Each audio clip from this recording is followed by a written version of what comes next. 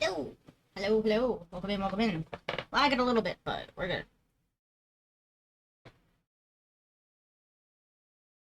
My computer is not very happy at all. How are you guys doing? Yeah, we did the first two parts yesterday. And now we are doing the next part. I think I need to do a thing really quick.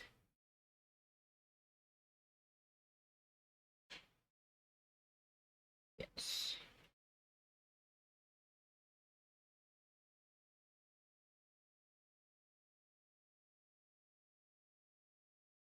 Do that. Yeah, there we go. First two parts? Oh, I didn't miss anything. Yeah, you really didn't. You have not missed much at all. I'm not even like ready yet. I don't even have the background music on.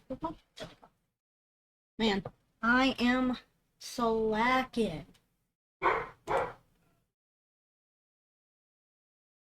There we go. And now go to my. That would be why it's lagging so bad. Okay.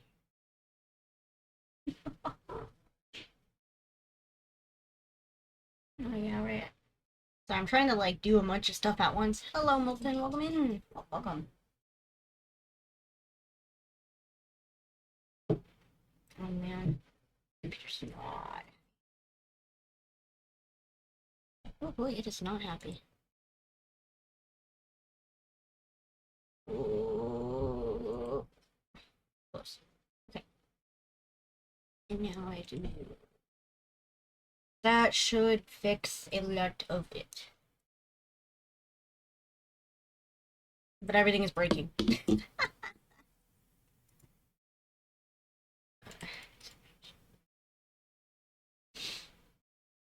Gosh. I just want YouTube, please. Okay. You're too broke with points? No. Well, did you at least spend them how you wanted to?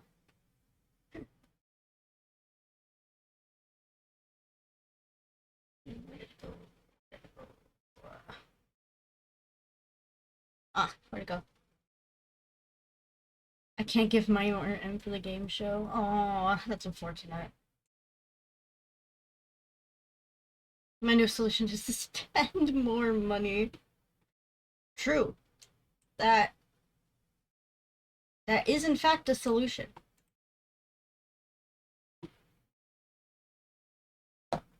Please work.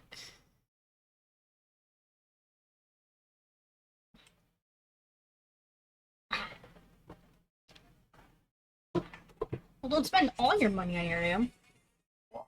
Loud. There we go. Much better. Much, much better.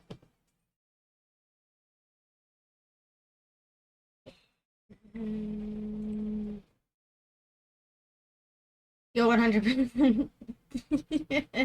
Totally, totally. Totally listen to the advice. I fixed my computer from imploding on itself. We're good. It'll be right back to that stage after this, though. Mm, it'll be fine.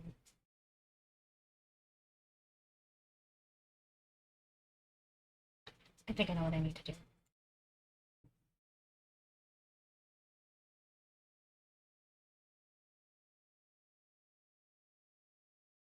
I had a summary of Penpal. Sadly, I haven't read the whole thing yet. Well, luckily for you, we will be. I just need to delete some stuff first. How much I like.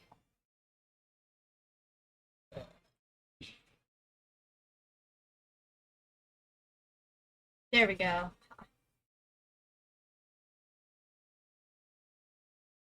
The Tumblr sexy men are killing my computer. Did you know I'm the creepypasta guy? Oh man. The creepypasta guy. No heckin' way.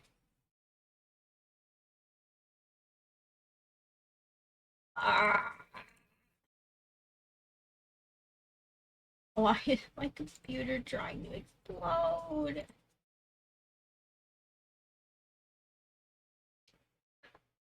It's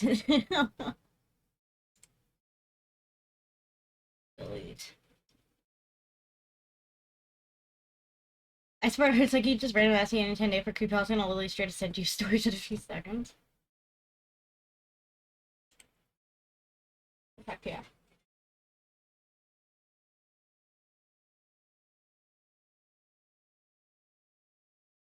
There we go.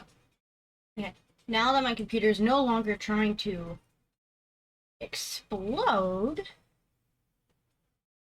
alright, we can now continue with our regularly scheduled program.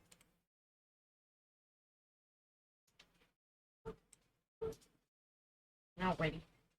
I'm a nerd when it comes to this stuff. Yeah. Well, that's good then, because if we finish this and still have time, we can read, we can give me more creepypasta. And, you know, maybe one day I'll just sit here on the website and read all of them. Okay. We're on part 3 of Penpal. Boxes. Alrighty. We're gonna skip this beginning paragraph, but it basically said it's explaining like how he was talking to his mom about some of these other creepy encounters that happened with this. So, and he's also saying he's sorry for how long.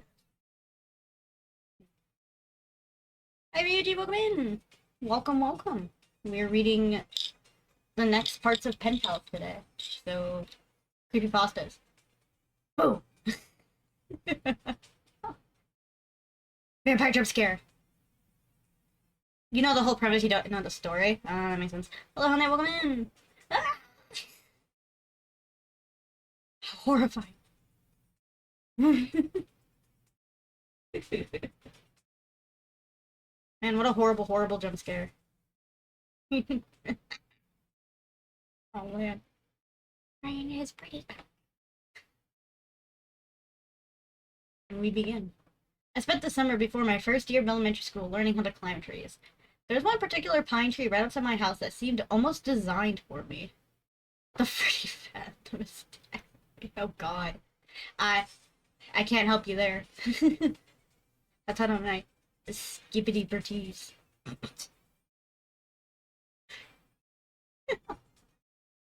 It had branches that were so low I could easily grab them without a boost, and for the first couple days after I first learned how to pull myself up, I would just sit on the lowest branch dangling my feet. The tree was outside our back fence and was easily visible from the kitchen window, which was just above the sink. Before too long, my mother and I developed a routine where I would go play on the tree and she'd wash the dishes because she could easily see me while she did other things. And skimming through these stores on our website for real. Yeah, I like that song.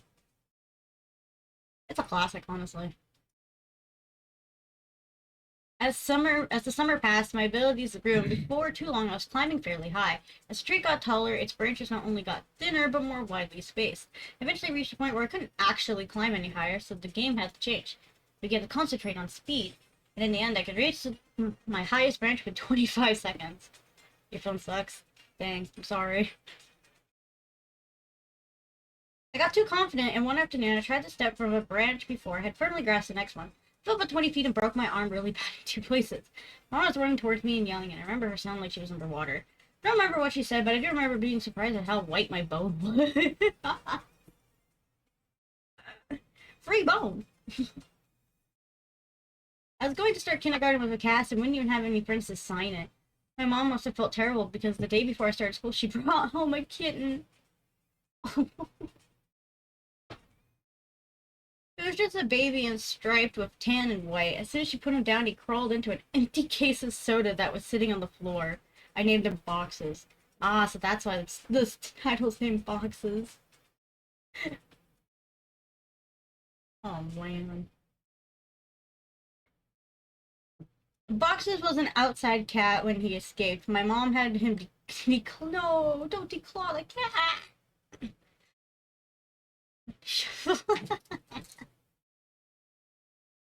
Frosty Chevrolet. That got sucked to get a cast of friends. Yeah. That's gotta suck. Mom declares he wouldn't destroy the furniture, so as adults, we did our best to keep him inside. He'd get out every now and then, and we'd find him somewhere in the backyard chasing some kind of bug or lizard. Though we couldn't hardly ever catch one because he had no front claws. It's pretty evasive, but we'd always catch him and carry him back inside. He'd scramble to look back over my shoulder, and I told my mom it was because he's planning a strategy for next time. Once inside, we gave him some tuna fish, and he came to learn what the sound of the can opener might signal. He'd come running whenever he heard it. He's like his.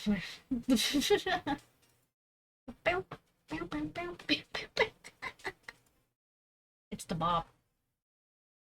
This conditioning came in handy later because towards the end of our time in that house, boxes would get out much more often and would run under the house into the crawl space where neither of us wanted to follow because it was cramped and probably crawling with bugs and rodents. Ingeniously, my mom thought to hook the can opener to an extension cord out back, run it right outside the hole that boxes might have gone through. Eventually, he would emerge with his loud meows, like excited at the sound and horrified how he could run such a cruel ruse on him. A can opener with no tuna made no sense to boxes. The last time he escaped to under the house was actually our last day in it. My mom had put the house on the market and we had begun packing our things. We didn't have much, and we stretched the packing out a while. Though I'd already packed up all my clothes at my mom's request, my mom could tell I was really sad about moving, and I wanted the transition to be smooth for me. And I guess she thought having my clothes in a box would reinforce the idea that we were moving, but things wouldn't change that much. When boxes got out, as we were loading some things to move me, my mom cursed because she had already packed the can opener and wasn't sure where it was. I didn't have to go look for it, so I wouldn't have to go under the house, said my mom. Proudly completely ruined my little scam, moved one of the panels and crawled in. She came out with boxes pretty quickly and seemed pretty unnerved, which makes me feel even better about getting out of it. My mom made some phone calls while I packed a little more, and then she came into my room and told me that she had spoken with the realtor, and that we were going to start moving into the other house that day. Dang, same day moving? That's crazy. She said it like it was excellent news, but I had thought we had more time in the house. She originally said that we weren't moving until the end of next week, and it was only Tuesday. What's more, we weren't completely finished packing, but my mom said sometimes it was just easier to replace things than pack them and haul them over the city. I mean, she's not wrong. She's really not wrong with that. Yeah, sometimes it literally is easier to just, like, abandon your old furniture. Like, I've done it a couple times. It really does just make the moving easier. And it's like, especially if it's like really old furniture, or like it's a bitch to get in there, oftentimes it's really easier to just like drop it and go.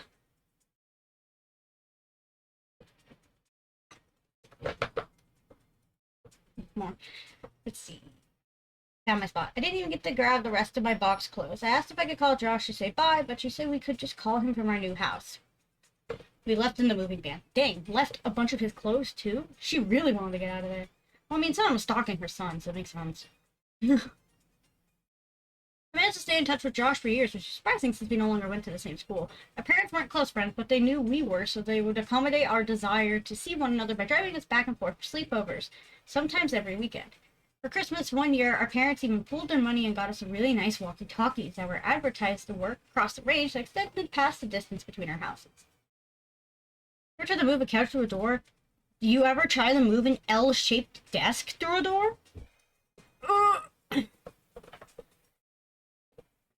Or, I, one time, had this big, really big dresser. Huge, bulky, rectangle dresser. And it was heavy.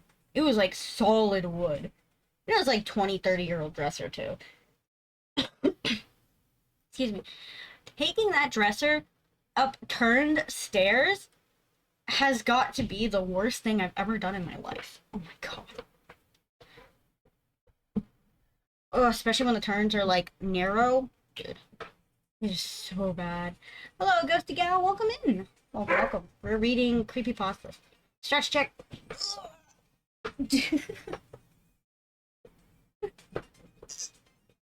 Yeah. stretched like Laffy Taffy.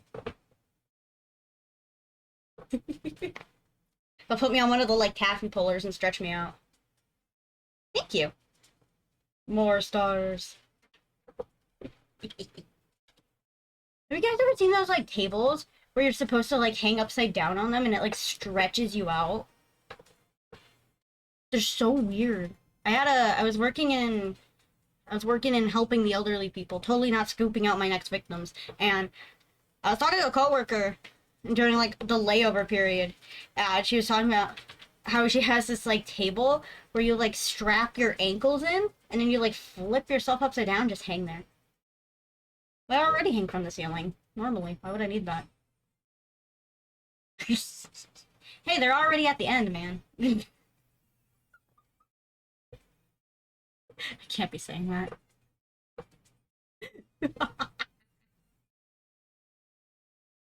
they're just my next snack. I mean, cut.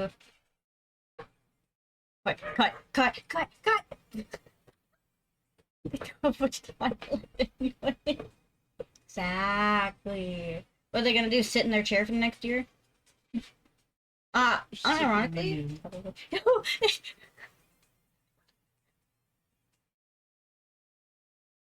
Old people's blood is just a little more staler than normal blood. It's just a little more stale. No, dude, I kid you not. My elderly great-grandfather lives with my family, and all he does is sit in his chair all day. The man lives his life to the fullest. Sitting. Watching. He watches and waits. And then he attacks. Alright, where were we? Okay. They also had batteries that could last for days if the walkie-talkie was on, but not used. Have you ever tasted baby blood? I have never had the chance to eat a baby. I've not had the chance to eat baby's blood. Maybe one day. But no, I've not eaten or tasted youngin' blood. Maybe if I'm like 30,000 years old sitting there and I'm like, maybe I will.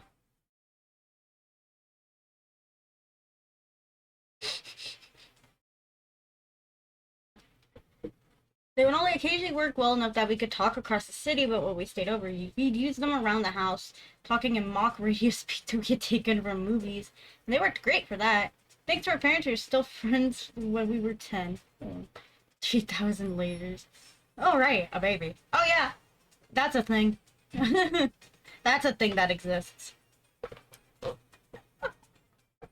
Way in the, like, age when, like, the human population is absolutely out of control. Maybe a We can't eat children, guys. It's not okay. We can't eat the children. You wait till they mature into adults, then you eat them. I don't feel like having our local government coming after me. Hello, that Asian dude. Welcome in. Welcome. Yeah, I don't feel like having the government come after me for trying to figure out what the blood of a child tastes like. So... I mean, humans don't really have consciousness until they're like 3. And one day we just blink and we have consciousness. Like, it's hard to remember things from when you're like, before you were 3 or 4. I don't remember much before then, for me. I remember like a few things, a few toys, and then you just start thinking for real. You're like bashing the blocks together and all of a sudden you have a thought and you're like, what the... The concept of having consciousness is horrifying. One day we just become sentient.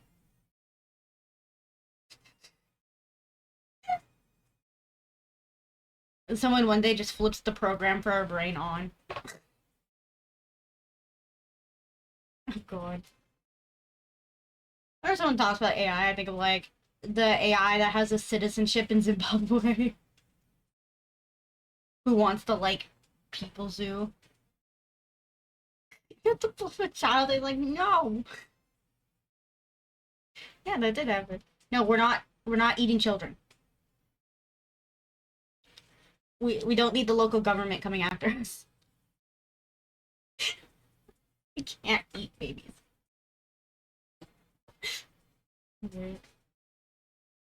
I mean, unmarried people are already almost there. By logical statistics of the value of life, their value of life is low due to their age.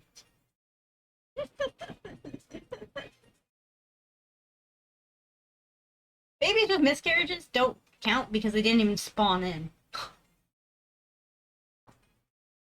Baby back ribs? How do you know?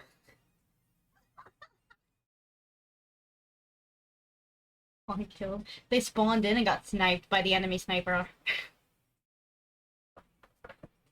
We can't talk about miscarriages like that.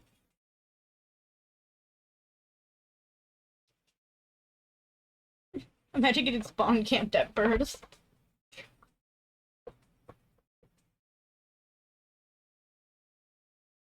Yeah, let's stop spawn camping babies. Let's go back to the actual reason we're here. One weekend, I was staying over at Josh's, and my mom called me to say goodnight. She was still pretty watchful, even when she couldn't actually watch me. But I had gotten so used to it that I didn't even notice it, even if Josh did. She sounded upset. Boxes was missing! This must have been a Saturday night because I spent the night at Josh's the previous night and was going to go home the next day because we had school on Monday. Boxes had been missing since Friday afternoon. I gathered that she had not seen him since returning home after dropping me off. She must have decided to tell me he was missing because if he didn't come home before I did, then I would be devastated. True. Devastated at not only his absence, but how she could have kept it from me.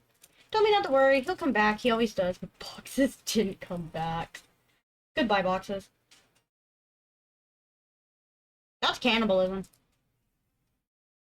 Come on, man, we have standards.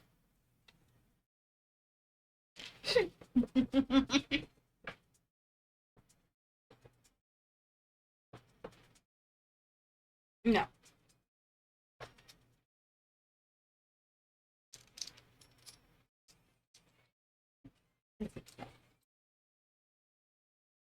I don't know what they would be sucking no blood. What kind of sucking are you thinking of? You you want to hear what the class?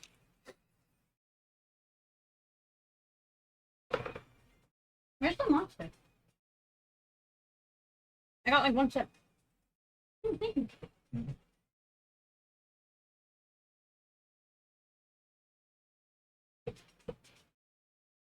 A jawbreaker.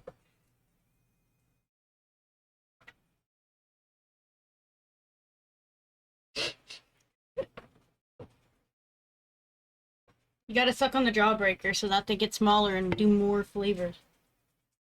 Have you ever, like, finished a jawbreaker? Like, legitimately finished one? I finished, like, a small one, but I've never finished, like, a full-sized, like, big jawbreaker. It was time. Well, I would imagine it'd be time-consuming. That's a big old thing. They're huge. They're, like, bigger than golf balls. If without biting, it's very long. Yeah. It's like the Tootsie Roll commercial. How many licks does it take to get to the center of a Tootsie Pop?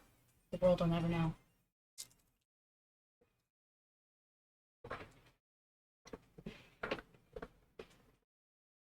Taste fatigue kicks in, yeah. It really does. The flavors don't change enough to actually, like, go through the whole thing.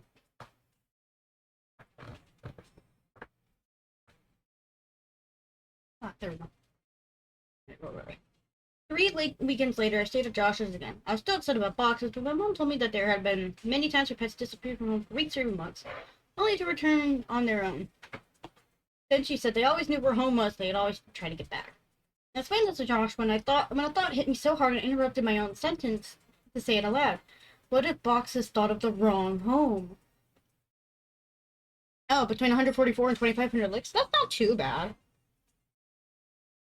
That's not bad at all. Wait, hang on. I gotta do a really long inhale.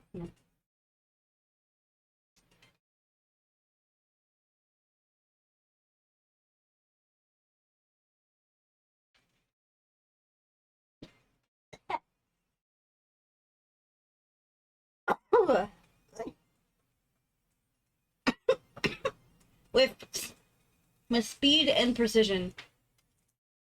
Dude, that's one lick for every day of the year. Dude, imagine using government money to figure out how many licks it takes to get to the center of a Tootsie Pop.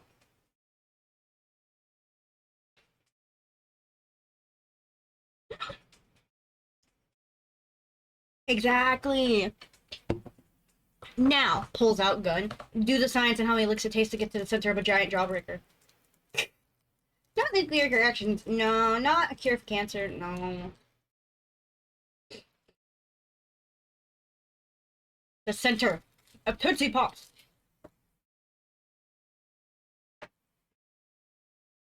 Josh was confused. What? He lives with you. He knows where his home is. But he grew up somewhere else, Josh. He was raised in my old house, a couple of neighborhoods away. Maybe he still thinks of that place as his home like I do. Child logic, bro. Man, Boxes is gonna be fucking dead. Oh, I get it. Well, that'd be great. We'll tell my dad tomorrow and he'll take us over there so we can look. No, I won't, man. And also, we could never go back to that place because the new owners wouldn't want to be bothered. Shit, I should told your mom and dad the same thing. The exact number of licks it takes to reach the center of a jawbreaker is impossible to determine. That sounds like a skill issue. I think you just need someone with enough determination.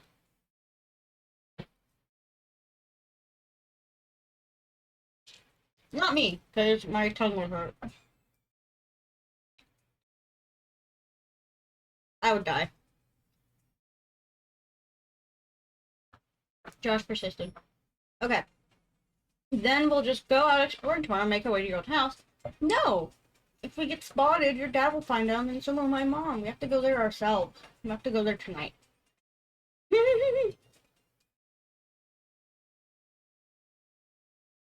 4,133, 56,302, 15,432, 6,941. You see, what I'm getting from these neighbors, these numbers, is that some people are just built different when it comes to licking things. Imagine being the dude whose tongue is like so perfect for licking candy that you finish a jawbreaker in like 300 licks. Yeah, exactly. People are missing the point. You can train your tongue for licking with jawbreakers. Then you can eat the jawbreakers faster. It's genius. And yes, I realize the implications of this.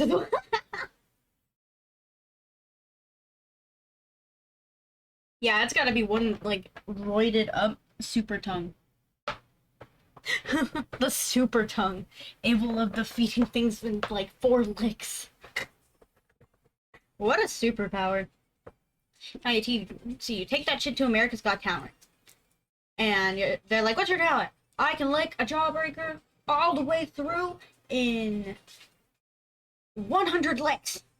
And I'd be like, uh-huh. And then you do it, and they're like, wow. Then again, you can't win America's Got Talent unless you're a singer. The Adventures of Super Tone with the Enemy of the Tasty. True. Now you see, he's like a guy that promotes health and stuff. Truly, yeah, literally. Literally first world questions. Well, I mean, this is Irium, US.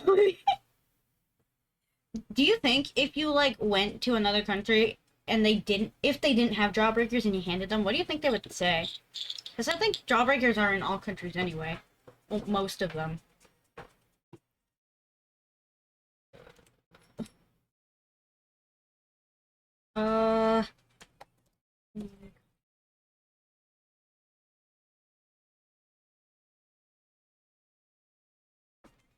Jawbreakers are available in many countries. Yeah. I get like a list. Oh, it's also called a gobstopper. Oh my god, this supposed to be a cheaper store. We're getting town stock mercilessly. We're talking about gobstoppers? Yeah. Dude. The jawbreaker. Honestly, humans are humans, so probably not change much. Yeah.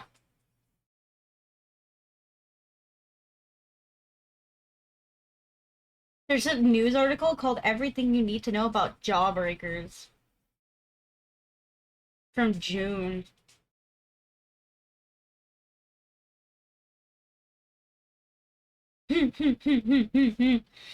The thing is like hyping them up. They're like, that's a perfect choice for any candy store. Look at them. It's like, okay, yeah, sure. Sure.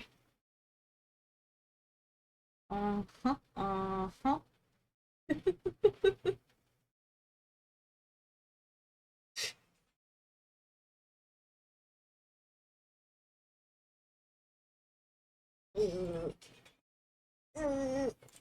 Where was it? There it is. Where were we? Okay, yeah, we had to go tonight, blah, blah, blah. The children are sneaking out of their house. You know, like normal children do. It didn't take that much convincing to get Josh on board, since he's usually the one to come up with the ideas like this. But we had never snuck out of his house before. It actually turned out to be incredibly easy. The window in his room opened to the backyard, and he had latched the wooden fence. Well, himself wasn't locked. After those two minor hurdles, we slipped off into the night, flashlight and walkie-talkies in hand. There were two ways to get from Josh's house to my old house. We could walk on the street, make all the turns, or go through the woods, which would take about half the time. Yeah, the woods. Woods. I forgot to announce my stream.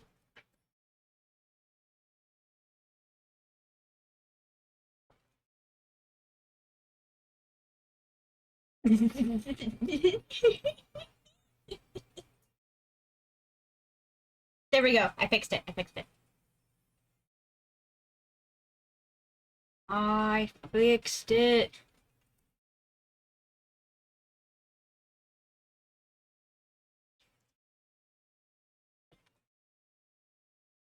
It's been like 20 minutes. Yeah. Hey, I mean, at least it's not like the one stream where I went an hour and a half without announcing it. Literally was like, okay, in my mind, like, okay, 30 minutes left. Home stretch. I'm like, wait a minute. Hi, Gary, welcome in!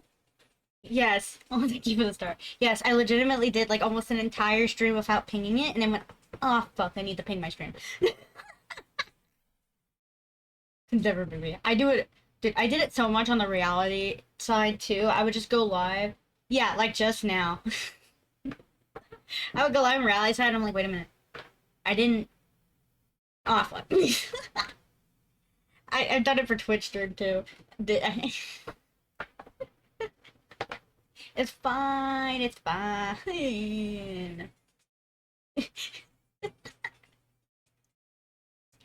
Going back to the creepypasta, going back.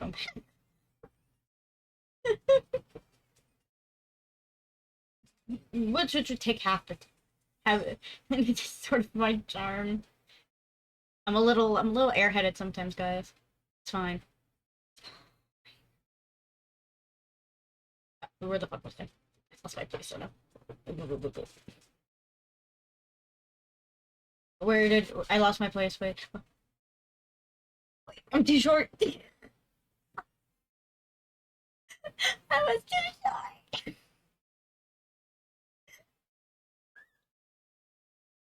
Thank you. I need the air. I can't breathe. I'm dying in the technical difficulties of my own causing. Oh man. Alright, where was I? The woods, there we go. I finally found my place. It would take about 2 hours to walk there taking the street, but it suggested that we go that way anyway, which I is because I didn't want to get lost. Josh refused and said that if we were seen, they might recognize him and tell his dad. He threatened to go home if we didn't just take the shortcut, and I accepted it because I didn't want to go by myself. Josh didn't know about the last time I walked through these woods at night. The woods were much less creepy with a friend and a flashlight, and we were making pretty good time.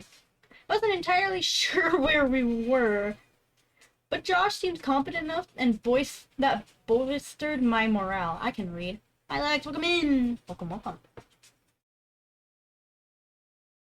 Welcome, welcome. Hello. Where were we? Okay. Passed through a particularly thick patch of tangled trees when the strap of my walkie-talkie got caught on a branch. Josh had the flashlight. And so I was struggling to get the walkie free when I heard Josh say, "Hey man, wanna go for a swim?" Nice to know that you're lost in the woods knowing you have a merciless stalker, right? Dude, are you stupid? And then Josh asks if they want to go swimming. What? I looked over to where he was shining the flashlight, though I closed my eyes as I did because I now knew where we were. It's pointing at the pool float. This is where I woken up in these woods all those years ago. I felt a lump in my throat and a sting of fresh tears in my eyes as I continued to struggle with my walking. First, I yanked it hard enough to break free, and I turned and walked to Josh, who had partially laid down on the pool float in a mock sunbathing pose. Aww. Hi, Nimble. Welcome in. Yeah, there's like 10 right now. Yeah, they're like 10 in the story point right now. As I walked toward him, I stumbled and nearly fell into a fairly large hole that was sitting in the middle of the small clearing. But I gave my balance and stopped right at its edge. It was deep. I was surprised by the size of the hole. More surprised by the fact I didn't remember it. I realized it must not have been there that night because I was in the same spot where I had awoken. Put out my mind, turned to the Josh. Chris my arm and he saw I was stuck over there and he's laying here on this float. No, they're fighting. Punctuated the sentence with a kick to an exposed part of the float. A screeching arose from it. Josh's smile quickly inverted. He suddenly looked terrified and was struggling to get off the float, but he couldn't in a quick manner in the awkward way of been laying on it. Each time he would fall back on the float, the screeching would intensify. I wanted to help Josh, but I couldn't move myself any closer. My legs would not cooperate. I hated these ones. I picked up the flashlight, and threw his flashing and shanked it on the float, not knowing what to expect. Finally, Josh got off the float, much next to me, looking where I was shining the light. Suddenly, there it was. A rat.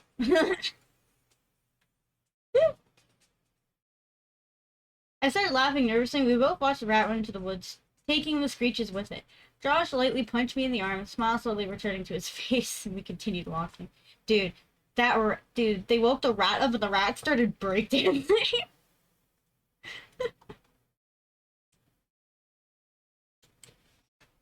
Let's see.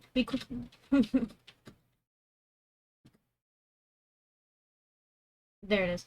We quickened our pace and made it out of the woods faster than we thought we would, and we found ourselves back in my old neighborhood.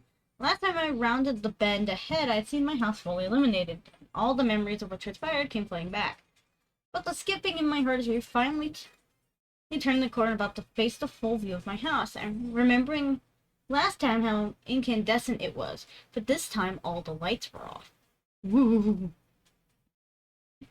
From a distance, I could see my old climbing tree, and as my mind traced the steps of casualty backwards, I realized that I wouldn't be back here this night if the tree hadn't grown.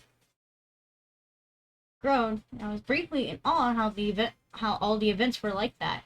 As we got closer, I could see that the lawn looked terrible. I couldn't even guess when it had last been mowed. Yeah, tree. Oh god, tree. One of the shutters had partly broken loose and was rocking back and forth from the breeze, and all over the house just looked dirty. I was sad to see my old home in such a state of disrepair. Why did my mom care if we bothered the new homeowners if they cared so little about where they lived? And then I realized there were no new owners. Plot twist! The house was abandoned, though it looked simply forsaken. Why would my mom lie to me about our house having new people in it?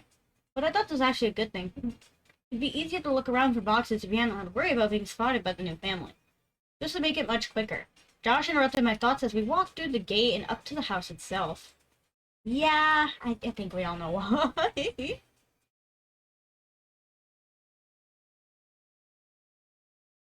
Where were we?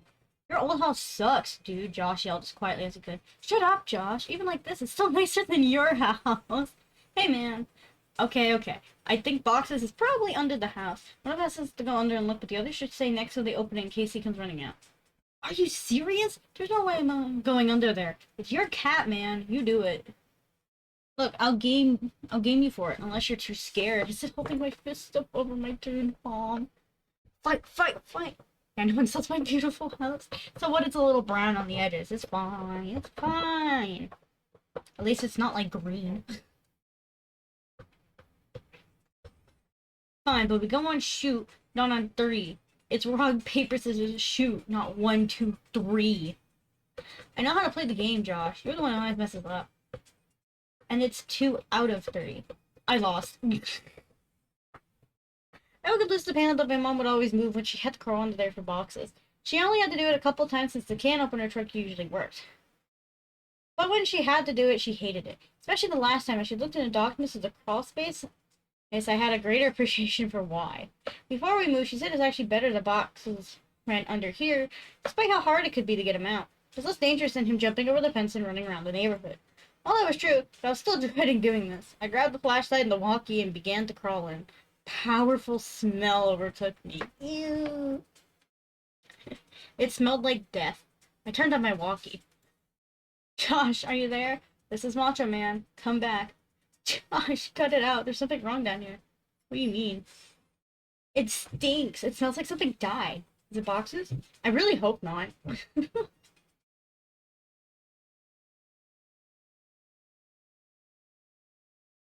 I set down the walkie and moved the flashlight around as I crawled forward. Looking through the hole from the outside, you could see the way back with real lighting, but you had to be inside to see around the support blocks that held the house up. I'd say there was about 40% of the area that you couldn't see unless you're actually in the crawl space. But even inside, I discovered I could only directly see where the flashlight was pointing. I realized that this would make scouting around the place much more difficult. As I moved forward, the smell intensified. The fear was growing in me that boxes had come here and something had happened to him. Not boxes. Not boxes. Let's see. I shined the flashlight around, but couldn't see much of anything. I wrapped my fingers around a support block and pulled myself forward as I did that. Alright, and as I did that, I felt something that made my hand recoil. Brr. My heart sank and I prepared myself emotionally for what I was about to see. I crawled slowly so I could prolong what I knew was coming, and I inched my eyes forward and the flashlight past the block to see what was on the other side. No. I staggered back in horror. Jesus Christ! Escaped my trembling mouth. It was a hideous and twisted creature, badly decomposed. Its skin. Excuse me. Hi, Virtue. Welcome in. We're reading part 3 of the Penpals right now. Yeah, there's a dead body. Its skin had rotted away, and its face and teeth appeared to be enormous, and the smell was unbearable. What is it? Are you okay? Is it boxes? The stream picked up, but I didn't get notified for some reason. Oh, here, let me... I don't have a bot for it yet.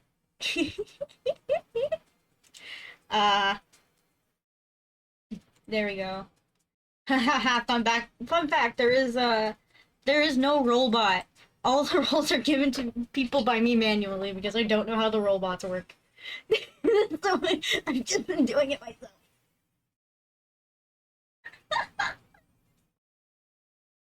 Yeah.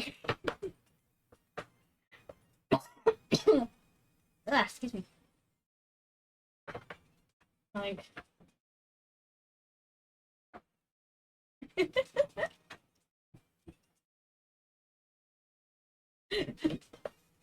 Thank you, thank you. Let's see. What is it? Are you okay? Is it boxes? I reach for the walkie. No. No, it's not boxes. Well, what the hell is it then? I don't know. Probably a rat. Shined the light on it again and looked at it with less fear in my vision. I chuckled. It's a raccoon! Oh man. I'm the raccoon!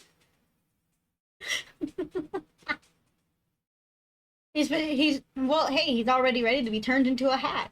Look at that. Half the work for it's already done. Well, keep looking. I'm gonna go into the house to see if you might have made it some... What? No, Josh, don't go in there. What a box is down here runs out. He can't. I put the board back. I looked and saw that he was telling the truth. Why'd you do that? Don't worry, man. You can move it easily. That makes more sense. If boxes ran out and I missed him, then he'd be gone. If he's down there, then grab him tight and I'll come move the board. And if he's not, then you can move it yourself while I look in the house. Oh, my throat is so dry. Ah. Yeah, no, literally. Josh is being like, what the hell? Some of his points were good, and I doubted he'd be able to get in anyway. Okay, but be careful and don't touch anything. There's a bunch of my old clothes still boxes in my room. You can look in there and see if he crawled in one. And make sure to bring your walkie. Roger that, good buddy. I realized that it would be pitch black in there. The power would have been turned off since no one was paying the bill. With any luck, he'd be able to see from the streetlights, and that might cast some light inside. Otherwise, I'm not sure what he'd do. Before too long, I heard footsteps right over my head and felt old dirt raining down on me. Josh, is that you? Breaker, breaker, this is Macho Man, coming back with a big tango fox trot. The eagle has landed. What's your 20, Princess Jasmine? Chash or Josh? Josh. I'm saying Josh. Like Drake and Josh. I promise I can read. Asshole. Macho Man, my 20 is in your bathroom looking at a stash of magazines. Looks like you got a thing for dudes' butts. What's the report on that? Over. I could hear him laughing without the walkie, and I started laughing too. I had to first fade away a little. He was on his way to my room. Him with the name Josh. It's not spelled Jash!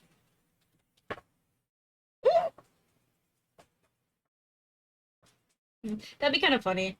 Joshua. Joshua, did you do your homework?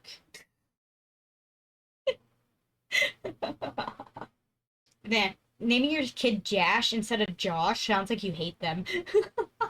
You really gotta, like, hate your kid to name them Jash.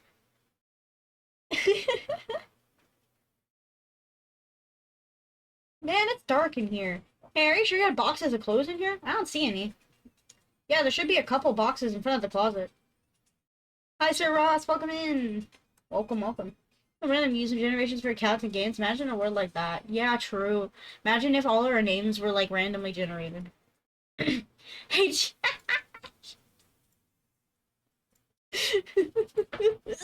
dude. If I ever go into the future and I, like, meet someone named Jash, I think I'm gonna just, like, despawn on the spot. I think I'm just gonna die. His name is Legend Plays to 87. Oh, man. Thank you for the star. I'll put them out of their misery. It's okay, little one. Cock's gun. It's not much longer now. It'll all be over soon. There aren't any boxes in here. Let me check to see if maybe you put the boxes in the closet before you left. In the dark, you're fine. It's not the darkest topic we've talked about today.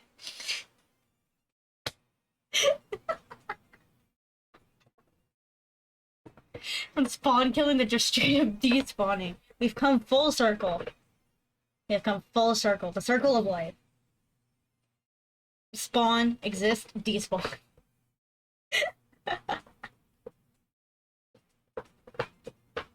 Perfect. Thank you, boxes. We've come full circle.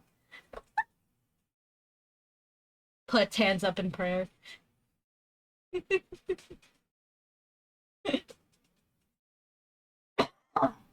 Excuse me. Ugh. God, my despawning's starting early. I started thinking that maybe my mom had come back and gotten the clothes I so just giving them away because I had outgrown a lot of them. But I remembered leaving the boxes there. I didn't even have time to close up the last one before we left. When I was waiting for Josh to tell me what he found, I kicked out my leg, which had started falling asleep because of the position I was in, hit something. Looked back and saw something really strange. It was a blanket, and all around it there were bowls. Oh, I crawled a little closer to it. The blanket smelled moldy, and most of the bowls were empty. But one that had something I recognized still in it. Cat food. I mean, yeah, everyone despawns eventually. You can't just stay alive forever.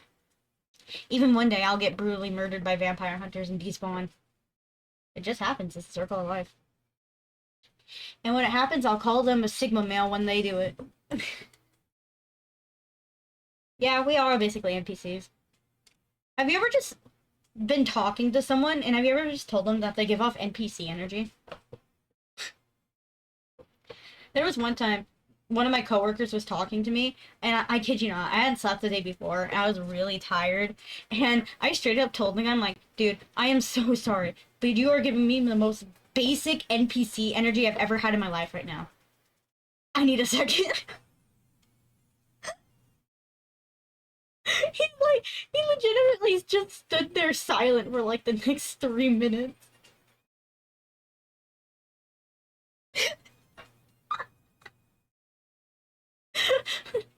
Someone called me animated at one point.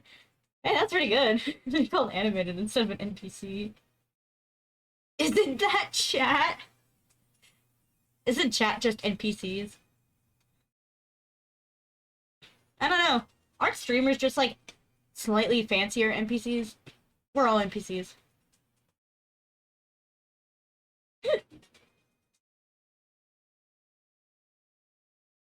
We just exist. Reality accepted.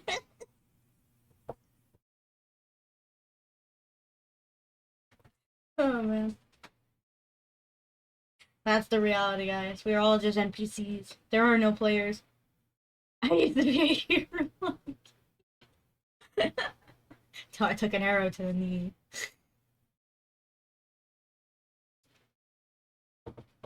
Yeah, I used to have knees like you. Until I took a knee to the knee. Oh, exactly. VTubers, streamers, rich people are NPCs, but have more plot relevance. We're slightly higher up on like the timeline. The arrow's an allegory from here, is it?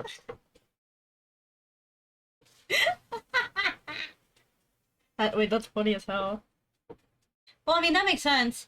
I was an adventurer until I took an arrow to the knee until I got married. Yeah, that makes a lot of sense, actually. Is that why they also say, like, happy wife, happy life?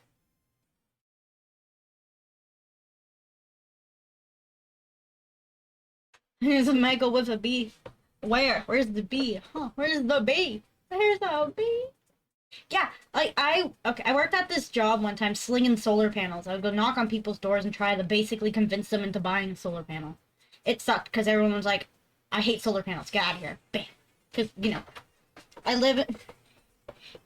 Yeah, and I was sitting in, like, the office one time, and all the guys were, like, older. They were in, like, 40 to 50s, right? Middle-aged men.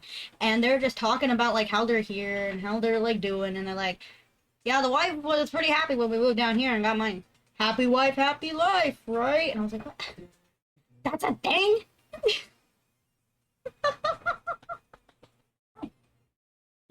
You're telling her things go south?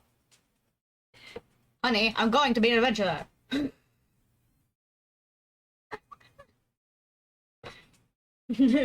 Pulls arrow out of knee. Well, honey. Sushi as well. Well, I mean, sushi's pretty good, if you like it. I like it, it's just expensive. Like, it's a gated community away from conflict? I know, right? What kind of sushi you're talking about, man? Yeah, that's the thing. It's really weird. I don't understand it. Why? Why? Why? It makes no sense in my brain. I don't know. Maybe it's because I'm not like... Maybe it's because it's from the young founding 40, 50-year-olds. Damn youngins.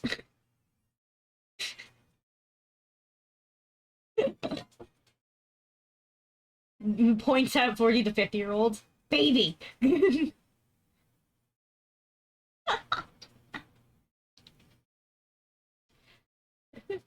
Don't worry, in 20 years they'll be ready for harvesting. Hello, Hyper Gold, welcome in. Welcome, welcome. We are getting back to the reading creepypasta. We went on a little tangent, but we're good. Baby. What the fuck? Dude. Middle-aged men are weird. My coworker goes very cynical about his wife. They were debating if they should have gotten... Oh! Bro, dumb wives aren't as fun. Or maybe they are. I don't know. Chad, dumb wife. Virgin smart wife. Chad, dumb wife. Hi, Jordan. Welcome in. Welcome, welcome. Hello. Ooh, thank you. More stars. Smart wife understands. Fight back. Dumb wife goes with the flow.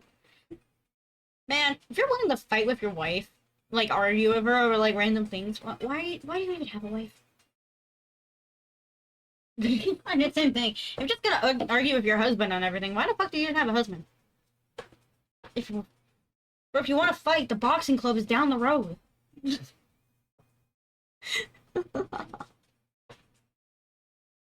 Because probably the last time you do.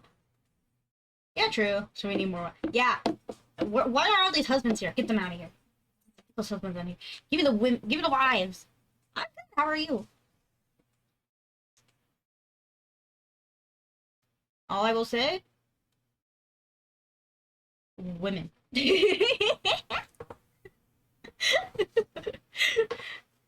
get back to the creepypasta. Doing fine. That's good. He's telling me to understand the dangers of women. Okay. Yeah. And a team of 6 like Pokemon. Yeah. Exactly. Partners? Nah. Team of 6 Pokemon? There we go. I mean, some women are just like psychopaths. But to be completely honest, men can be psychopaths too. Both can be just as crazy, and both are just equally as terrifying. Crazy women and crazy men are scary. When they're the like actual psycho crazy, not the silly goofy crazy.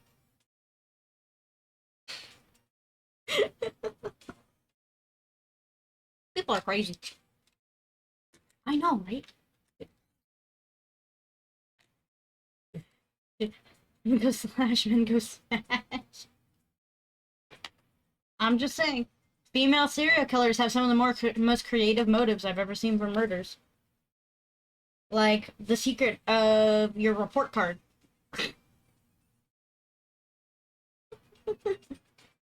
Me when I see drywall. Cotton candy. Alright, where were we? It was a different kind and we gave the boxes, but I suddenly understood. My mom had set up a little place for boxes to encourage him to come from here instead of running around the neighborhood. That made a lot of sense, but it seemed even more likely that boxes would come back to this place. So cool, Mom, I thought. I found your clothes. Oh, cool. Where are the boxes? Like I said, there are no boxes. Your clothes are in your closet. They're hanging up. Well, that's not freaky at all.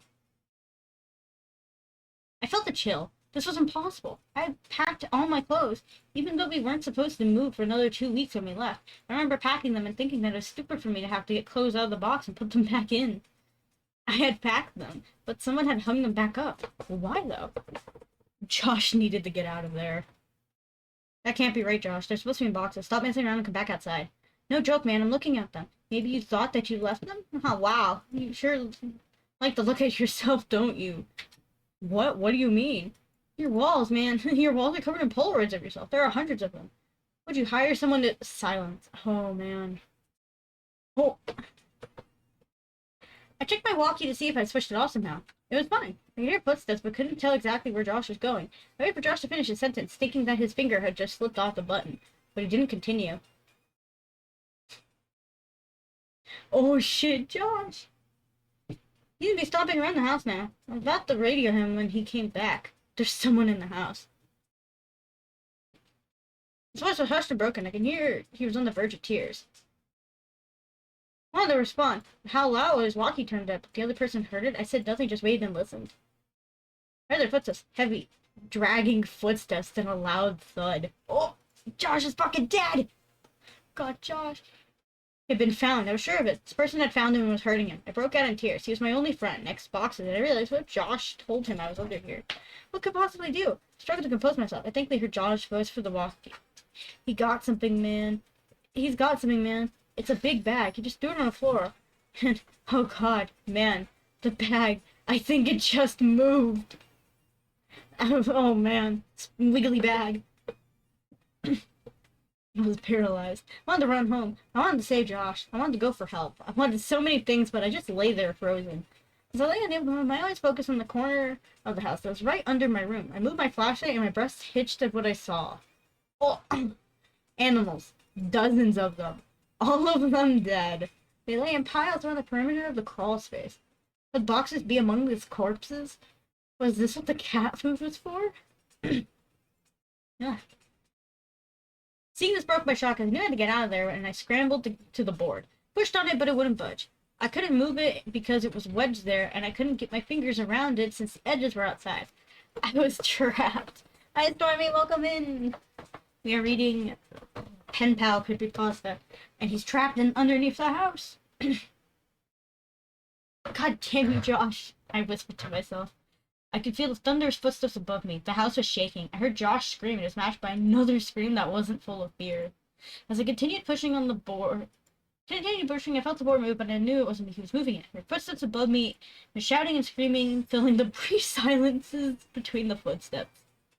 Moved back and had my walkie ready to defend myself, but the board was thrown to the side, and an arm shot in and grabbed for me. I'm doing good. Things are good. How are you? Let's go, man. Now! It was Josh. Thank God. I scrambled out of the opening, holding the flashlight and the walkie. When we got to the fence, we both jumped it. But Josh's walkie fell. He reached for it and I told him to forget it. We had to move.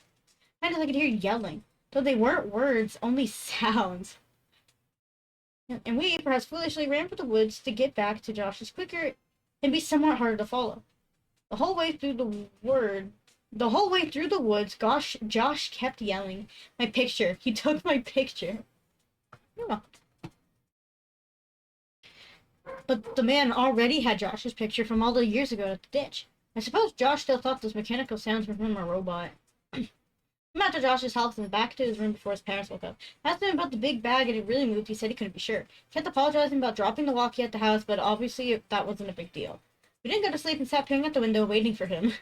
I'm gonna go now. Have a good stream. Thank you. Have a good night. Rest well, Legion. Enjoyed the game show. Then I go to sleep, sat peering out the window waiting for him. I went home later that day as it was about 3 a.m. now. Oh, them already. They went out at 3 in the morning. Oh, man. Told my mom the basics of the stories a couple days ago. She broke down and was furious about the danger I put myself in. I asked her why she made all those things up about bothering the new owners to stop me from going. Why did she think the house was so dangerous? She became irate and hysterical, but she answered my question. She grabbed my hand and squeezed it harder than I thought, and her capable of and locked eyes with me. With mine, whispering as if she was afraid of being overheard. Because I never put any fucking blankets or bowls under the house for boxes. You weren't the only one to find them. Oh.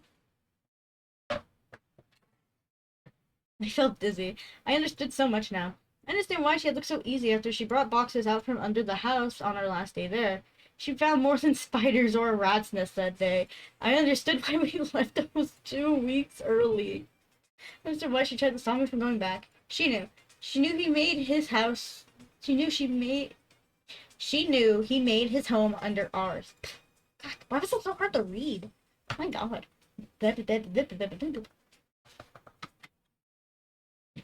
Right. And she kept it from me.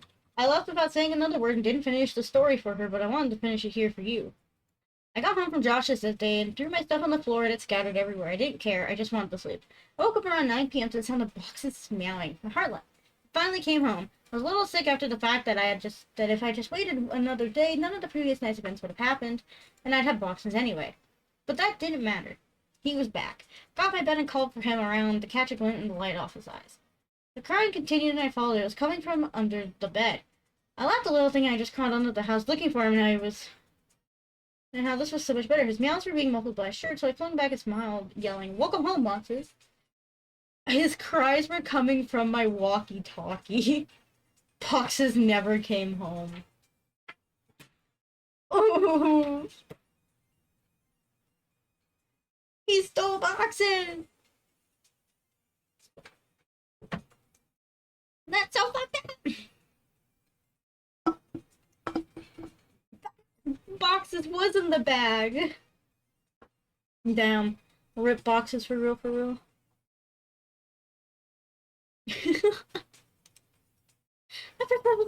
First of all, why would you name your cat Boxes? He named it Boxes because when his mom brought the cat home, it went into a soda box. And he was like a child.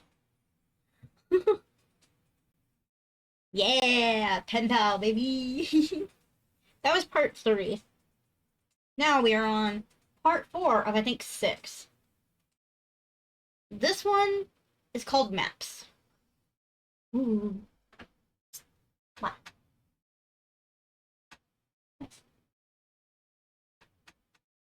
Alright. Here we go. There was a comment in the last post that made me remember an event from my childhood. Oh, thank you!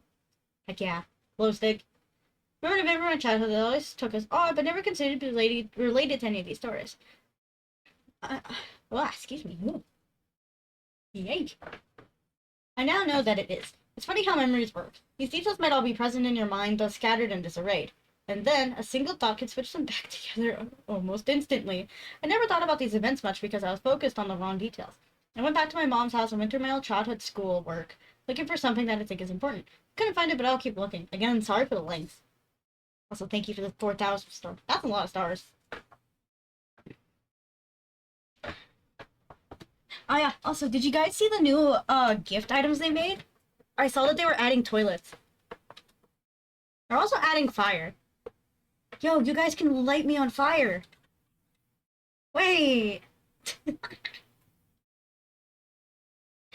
It gives me the idea. I kind of want to like do a stream where I go out to a park, because at this park near me there's grills, and you can light things on fire as long as you're cooking something. So I was gonna say, for every time someone gifted me fire, I would light something on fire. I don't know if that's good for TOS, but hey, I mean, I think it'd be funny.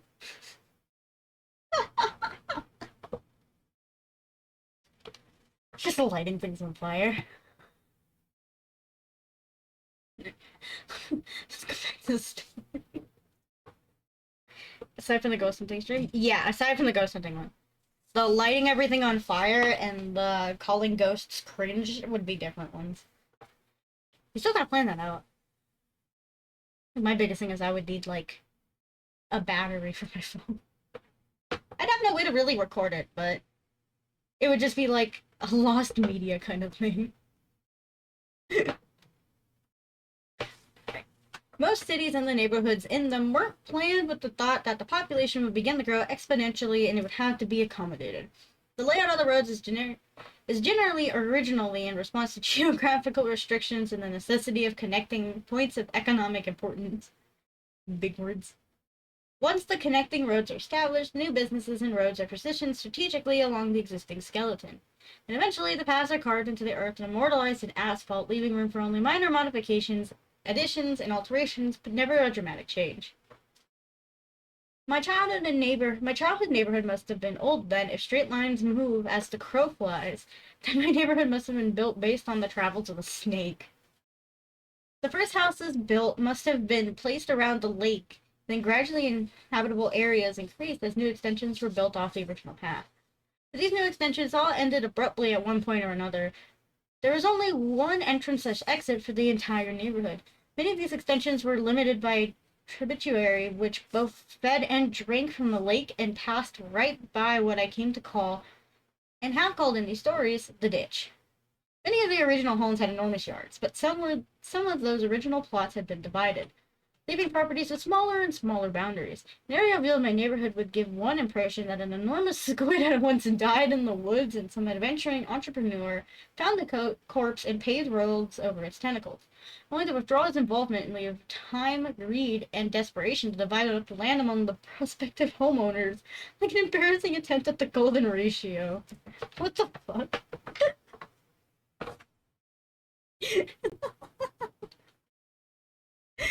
What the fuck is that? From my porch, you could see the old houses that surrounded the lake, but the house of Mrs. Maggie was my favorite. She was, as best as I can remember, around 80 years old, but despite that, she was one of the friendliest people I had ever met.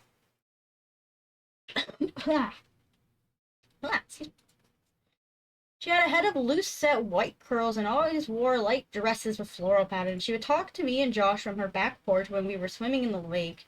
She would always invite us in for snacks. She said that she was lonely because her husband Tom was always away on business, but Josh and I would always decline her invitation because, as nice as Mrs. Maggie was, there's still something a bit odd about her.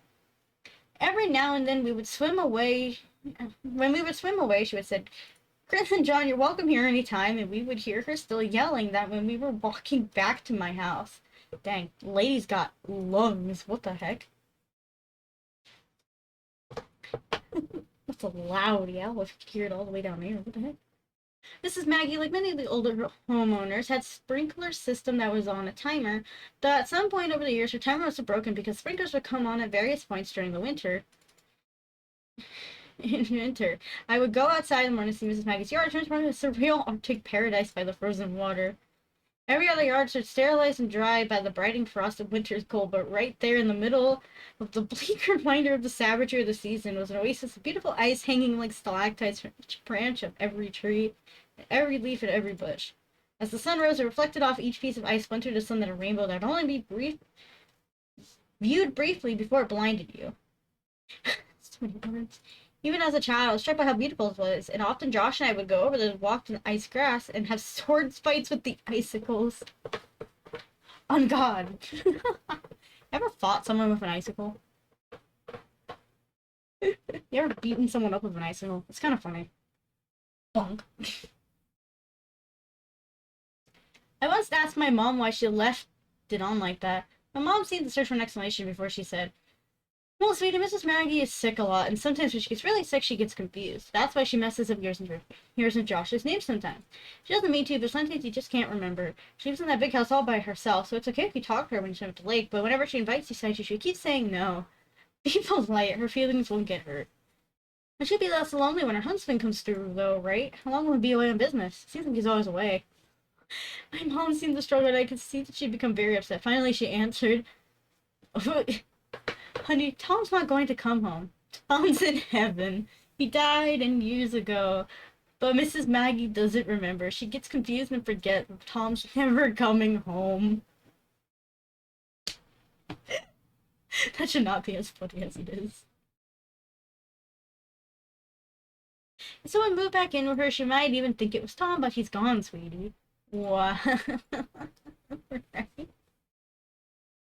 I would have only been around 5 or 6 when she told me that, and I didn't understand it completely. I was still profoundly sad for Mrs. Maggie. I now know that Mrs. Maggie had Alzheimer's. She and her husband Tom had 2 sons, Chris and John. The two had worked out payment plans with the utility companies and paid for Mrs. Maggie's water and electricity, but they would never visit her. I don't know if something happened between them, or if it was illness, or if they just lived too far away, but they never came around. I had no idea what they looked like, but there were times when Mrs. Maggie must have thought that Josh and I looked like they did when they were children, or maybe she saw what some part of her mind so desperately wanted her to see, ignoring the images translate down her optic nerve just for a little while, showing her what used to be. I only realize now how lonely she must have been. Aww. So I can see why they probably wouldn't want to visit their mom after she has Alzheimer's. It's really hard when, like, a member of your family has Alzheimer's or dementia. It is so hard to see them. So I can see why the kids probably never came back.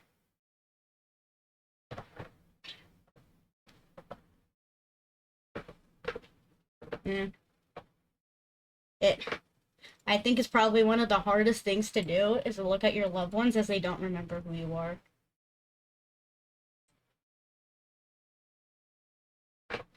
And you still have to act like everything is normal. lest they get confused and it progresses more.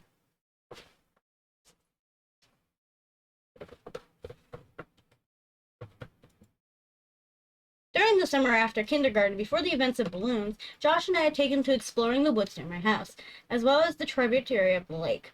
We knew that the woods between our houses were connected, and we thought it would be neat if the lake near my house was somehow connected to the creek around his, so we resolved ourselves to find out. We were going to make maps. Ooh, maps. The plan was to make two separate maps and then combine them. We would make one map exploring the area around the creek near his house, and make another following the outflow from my lake. Originally, we were going to make one map, but really this wasn't possible since I had started drawing the map of my area so huge that the route from his house wouldn't have been to scale. We kept the map on the lake at my house and the map for the creek at his house, and we would add to each when we stayed the night with each other. Each other. First couple of weeks went really well. We walked through the woods along the water and paused every couple minutes to add to the map. It seemed like the two maps would come together any day, but we had no equipment needed for the job. Not even a compass. Hello, Jordan Jacobs, welcome in. Thank you. Another scuffling for the group. Welcome in. We're reading Creepypastas. We're on part 4 of Penpal. But we tried to make do. We had the idea to impale the earth with a stick when we had reached the end of the venture, so that if we came upon the stick from the other direction the next weekend, we would know we had joined the maps. We might have been the world's worst cartographers. Eventually, however, the woods became too thick near the water coming from the lake, and we were unable to proceed further. We lost interest in the whole project for a bit and reduced our exploration significantly, though not completely, when we started selling snow cones. Ooh, Penpal. I saw that one covered by Creepycast. It is a good one. It's been pretty good so far. After I showed my mom all the pictures I had taken home from school and she took away my snow cone machine, our interest in the maps revitalized. We had come up with another plan, although I didn't understand why. My mom had placed what I considered to be extreme severe restrictions on what I could do and where I could go. And I had to check in frequently if I went outside to play with Josh. This meant that we couldn't stay in the woods for hours and continue to look for a new path. We thought we could just swim when we got to cut off the woods, so that clearly it worked since the map would get wet. We tried going faster when we were coming from Josh's house, but we eventually ran into the same problem, and then we had a brilliant idea. Excuse me. We could build a raft. Isn't that how Kingdom Hearts started and then everything went wrong? Rafts are never a good idea. Due to the construction in the neighborhood, there was a large amount of scrap building material that the company would set in the ditch to keep out of the road, and all of a sudden, since they no longer needed it for building. We had originally conceived a formidable ship to compete with a mast and an anchor, but it's quickly diminished into something more manageable. We set aside the wood and took several large pieces of styrofoam that were backed with foam board and tied them together with a rope and kite string. Oh man. We launched our vessel a little down the water for Mrs. Maggie and waved farewell to her. She motioned to us to come back her way, but there was no stopping us. The raft worked very well, and while we both behaved and spoke as if the functionality of the raft was a given, at least I was a little surprised. We had each a fairly long tree branch to use as a paddle, but we found it was easier to simply push against the land under the water than actually use them as intended. If the water became too deep, we simply lied on our stomach and used our hands to paddle the water, which still worked a bit less well. The first time we had to resort to that method of propulsion, I remember thinking from far above it must have looked like a colossally fat man with tiny arms was out for a swim. Actually took us several trips to get the raft to the impassable patch of the woods that marked the farthest we had made it. After we had come up with the idea of marking the ground with a stick, we had taken to running through the woods until we got to the stick, and carefully and precisely as we knew how, charting our course. This meant the impasse was actually quite a bit away, so to sail from around my house all the way to the blockade in the woods was taking longer than expected. We'd sail for a bit, then dock the raft, and then we'd run through the woods to the raft and go a little further. Dude, that is some description. What the heck? That's a long description. We continued this well into first grade. Josh and I were assigned to different groups that year, so Since we didn't really see each another during the school day, our parents were more willing to let us hang out all weekend each week. What's more, Josh's dad had taken on a lengthy construction job that required him to work over the weekends, and his mother was on call, so this meant that Josh would stay at my house most every weekend for weeks on end. We should have been making excellent progress when we finally made it to impasse and had the opportunity to explore it past. We couldn't find a place to dock the raft. The woods were simply too thick, and the water had eroded the land to the point where there was nearly a 2-foot rise of earth over each tributary, which exposed the twisting and damp roots of the trees above. We'd have to turn back every time and lead the raft at the same thicket of trees that prompted us to build it in the first place. Even worse, winter had arrived, so we couldn't just justify leaving the house in our swimsuits. Hello, Goblin, welcome in! Welcome, welcome. Oh, I think they're dead. Whoops.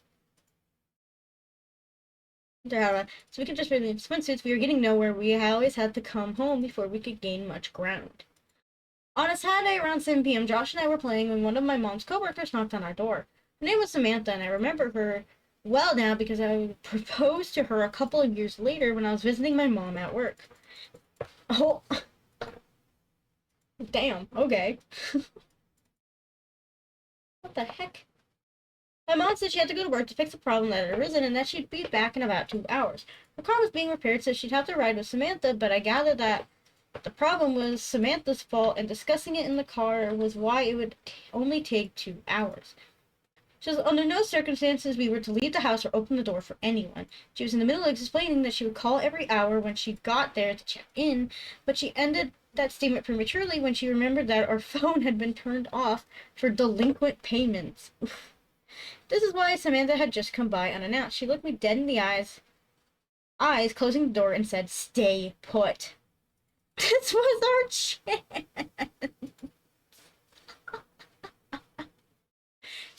Yeah, 1,000, let's go. Bro, his mom's literally like, "Stay put." He's like, "No." No, I don't want to stay put. No. Dumbass. This is how people get murdered. This is how people die.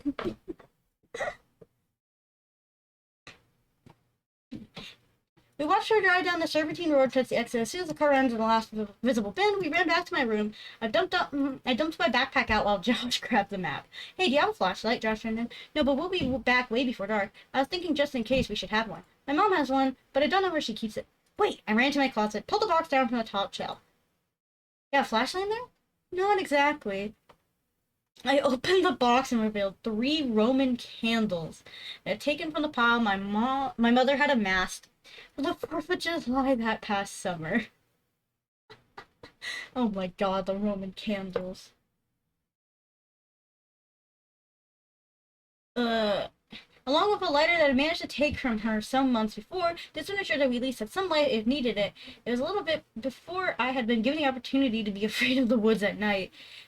So it wasn't fear that motivated our search for a light source, only practicality. We threw it all in the backpack and bolted out the back door, making sure to close it so boxes wouldn't get out.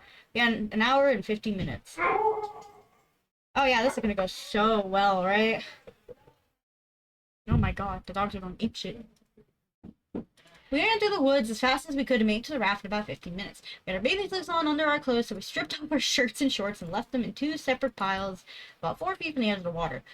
We untied the raft from the tree, grabbed our branch paddles, and cast off. We tried to move rapidly to reach a point beyond the contentment of our ever-expanding map, but we didn't have time to waste for seeing old sights. We knew that we were slower in the raft than on land, that we wouldn't be in the raft for quite a while after the cutoff, since the woods were too thick to walk through, and there wasn't a place to dock. This meant that we'd have to ride the raft back to the original docking site, even if we found a new place to dock it further ahead. No, literally. Well, they lived because the story's here, but it's weird. After past the last short part of our map, the water began to get really deep, and eventually we could no longer touch the bottom of our tree branches, so we laid on our stomach and paddled with our hands. It was getting darker, and as a result, becoming hard to distinguish chiefs from one another. We were all becoming slightly unnerved. In the interest of making good time, we were paddling faster with our arms, but this caused a lot of noise, and our hands rapidly confronted and then broke through the water's surface tension. During the series, we could both hear the crunching of dead leaves and snapping of falling sticks in the woods to our right. So we would slow our pace, quiet our actions. The rustling in the woods would cease. When we began to wonder if it was really ever there at all, we didn't know what kinds of animals were decided this far in the woods. What we did know is we didn't wish to find out. Josh amended the map that was illuminating with the lighter that we suddenly confronted with the fact that the sounds were not imagined. Rapidly and rhythmically. Yeah, dogs are fine. They're just playing. Dude, these kids are gonna fucking die. Did the cater? Oh no. Crunch, snap, crunch. Bless you. It seemed to be moving slightly away from us, pushing through the woods just beyond our map. It became too dark to see. We misjudged how long the sun would linger. Nervously, I called out. Hello? Don't say hello to it. There was a brief moment of breathless tension as we lay static in the water. The silence was suddenly broken by laughter. Hello? Josh cackled. So what? Hello, Mr. Monster of the Woods. I know you're sneaking around, but maybe you'll answer to my hello? Hello? No. That's how stupid it was. Whatever animal it was, I wouldn't respond. I hadn't even realized I said it until afterwards. But if anything was actually there, I obviously wouldn't get a reply. Josh continued, hello, in a high falsetto. Hello, I countered as deep a baritone as I could imagine. Hello there, mate. Hello, beep boop. Hello. We turned mocking each other in the process, turning around when we heard, hello. It was whispered and forced as if it was a lot breath in a pair of deflating lungs. But it didn't sound sickly. It had come from the spot just off the map, which was now sat behind us as we had turned the raft around. I slowly shifted on the raft and faced the direction as I fumbled with the Roman candle. I wanted to see. Oh, I split up for the house in the movie? Yeah, right. Bro, someone actually said hello, I would be running out of there as fast as I could. What? Why are you waiting? Why are you waiting?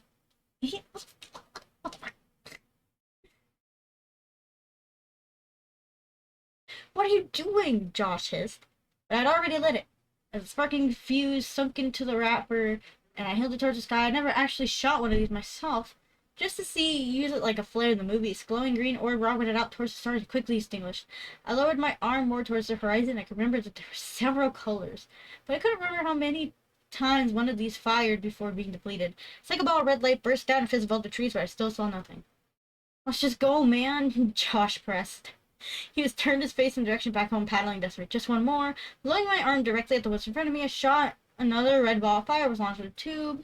Shot straight until it collided with a tree, briefly exploding the light in a much greater diameter. Still nothing. I dropped the firework in the water and watched as one more struggling fireball burst free to quickly die, suffocated by the water. As we began paddling in the direction of my house, we heard a loud and unconcealed rustling in the woods. The breaking branches and trampling of fall leaves overpowered as the sound of our splashes. It was running. Now, Peg, we jostled the raft together, and I felt one of the ropes under my chest loosen. Josh, be careful, but it's too late. Our raft was breaking. Before too long, completely falling apart, we held on to a separate piece of styrofoam, but the pieces were big enough to keep us completely afloat, and our legs dangled beneath us in the winter water. Josh, quick, I yelled as I pointed at the water right next to him. He scrambled, but it was too cold to move quickly. Both watched as Matt floated away. I'm cold, man, he stuttered dejectedly. Let's get out of the water. We pushed hard, but every time we tended to pull ourselves over, we heard the frantic rattling thundering towards us in the wood above. They're gonna die. Steadily, we kicked our legs and found ourselves nearing the dock site. We toppled off the debris and tried to pull it on land, but Josh's piece slipped away and floated down the direction of the lake. Took off our swimsuits and were desperately to get into our dry clothes to shield us from the biting chill of the air. Slid my shorts, but there was something wrong. I turned to Josh. Where's my shirt, man? He shrugged and suggested maybe he got kicked into the water and floated away. I go back to my house. We were gonna play hide and seek if my mom was home. I had to try and find my shirt. I ran the house, disappeared into the water squirted around the shoreline. It occurred to me that with any luck, maybe I could find the map too. I was moving pretty fast because I needed to get home and was about to give up my concentration when I was interrupted by a sound coming from just behind me. Hello. Ah! I went around. It was Mrs. Maggie. I'd never seen her at night before, and in the spotlight she looked exceedingly frail. The usual warmth that wrapped her manners seemed to have been snuffed out by the chill. I couldn't remember ever seeing her without a smile, and so her face looked strange. Hello, Mrs. Maggie. Oh, hi, Chris. The warmth smile returned to her, even if her memories had not. I couldn't see it was you in the dark there. Jokingly asked her if she was going to invite me in for a snack, but she said maybe another time. I was too busy looking for my map. map to really engage her, but she wasn't so happy, so I didn't feel bad. She said a couple of things, but I was too distracted to pay attention. I said goodnight, ran down her driveway. Towards my house. Behind me, I could hear her walking across the frozen yard, but I didn't turn around the wave. I just had to get home. I made it home a couple minutes before my mom did. By the time she came in, Josh and I had already changed clothes and warmed up. We'd gotten away with it, even though we'd lost the map. Couldn't find it now. It's not Mrs. Maggie. She called me Chris again. I'm telling you, dude. Just so glad you've never seen her at night. We both laughed, and he asked me if she invited me in for a snack, jokingly that the snacks must be terrible since she couldn't even give them away. I told him she didn't, and he was surprised, and now I had the time to think about it. So was I. Literally, every time we had seen her, she'd invite us in for snacks. And here, I had a bit sarcastically invited myself, and she said no. As Josh talked more about Mrs. Maggie, I didn't really realize that the lighter might still be in my pocket. That would be disastrous for my mom to find. I grabbed the shorts off the floor and patted my pockets. I felt something, but it wasn't the lighter. From my back pocket, I slid out a folded piece of paper and felt my heart leap. The map? But I watched it float away. As I unfolded the piece of paper, my stomach turned as I tried to understand what I was seeing. Drawn on the paper inside of a large oval were two stick figures holding hands. What? One was much bigger than the other, but neither had faces. The paper was torn, so part of it was missing, and there was a number written near the top of the corner. Is it 15 or 16? Hello, Rosie Wolf. Welcome in. Welcome, welcome. We're reading Penpals. Wait, is it working? Yeah. Holy shit, the Bloodborne emulator works? Yeah. I had to put in some mods because it doesn't support all of the graphical features of the game. It can cause bugs, but as the emulator updates, it will slowly start to support that stuff. But it fucking works! Yeah. I want to play Bloodborne. You wanna play I want to play Bloodborne? Bloodborne. I want to play Bloodborne. I want to play Bloodborne. It works! But yeah, the Revenge of Mrs. Maggie, for real. It's emulated on PC. I can play it now. I'm not gonna stream it. No. You don't want to get lynched by Sony. Yeah, I will get murdered if I do, but... We'll be playing Bloodborne later. Alright. Where was I? 15 or 16? And a smaller stick figure and what was written next to it. It was my initials. Oh, man. I shook it off and told Josh the rest of the conversation between Miss Maggie and I. I'd always attributed the odd exchange to her being sick until we were visiting the events in my mind after all these years. As I think about it now, the feeling of profound sadness for Mrs. Maggie returns, but is augmented by the looming feeling of despair that I think about why she said maybe another time. I knew what she had said, but I didn't understand what it meant that night. I didn't understand what her words had meant weeks later when I watched men in strange orange biohazard suits carry what I thought were black bags full of garbage out of her house, or why the whole neighborhood smelled like death that day. I still didn't understand when they condemned the house and boarded it up a little while before we moved. But I understand now. I understand why her words to me were so important, even if neither she nor I realized it at the time. Mrs. Maggie had told me that night that Tom had come home. But I know now who had really moved in. Just as I now know why I never saw her body brought out on a stretcher, the bags weren't filled with garbage. Dun dun dun. Fucking killed someone, man. Oh my god. She killed him! She killed him! They're dead. My music also stopped, I just realized. Here we go.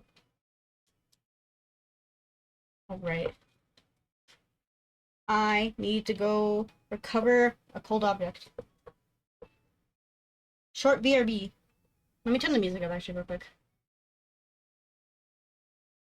Oh! That was wild. And that was only part 4.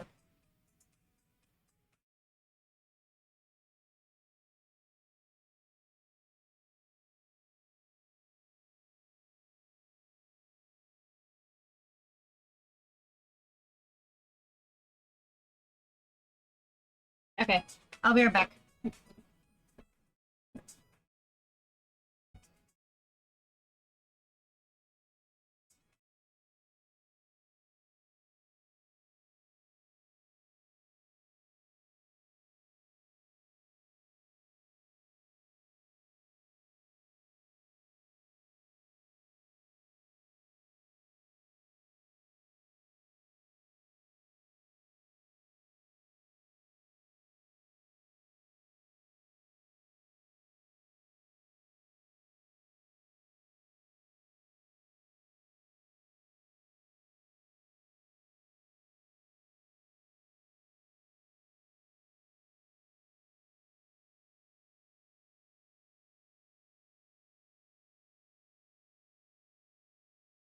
I return! Hi, Mia, welcome in! Welcome, welcome. I am back. I'm alive. Thank you. I went to grab something to cool my phone down. Because the previous object I had used, was warm. My phone gonna prop up? Let's see.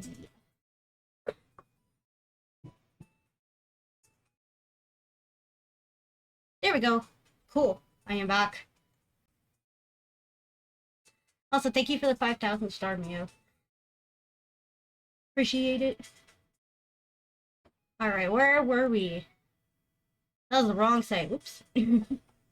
Alright. 3, 4. I think we're on part 5 now? Yeah. Part 5. Long one. Alright. This one is called Screens. I potentially withheld some details from a lot of my stories. I've let my thoughts concerning the way things might have influenced my evaluation of the way things actually are. I don't think there's any point to that anymore. At the end of the summer between kindergarten and first grade, I caught the stomach flu. This has all of the components of the regular flu. However, with the stomach flu, you throw up in a bucket and not the toilet because you were sitting on it. The sickness gets purged from both ends, and this lasted about 10 days, but just before it passed, the sickness was granted an extension in the form of pink eye. My eyelids were so fused together by the mucus generated through the night that the first day I awoke with affection, I thought I had gone blind. When I started 5th grade, I had a kink in my neck from the 10 days of bed rest and 2 swollen bloodshot eyes. Josh was in another group and didn't have my lunch, so the cafeteria bursting with 200 kids, I still had a table to myself. I started keeping spare food in my backpack that I would take in the bathroom and eat after lunch, as my school meals were usually confiscated by older kids who knew I couldn't stand up to them since no one would stand with me. Oh, poor kid. Hey, Ryan, welcome in. What's up? What's that?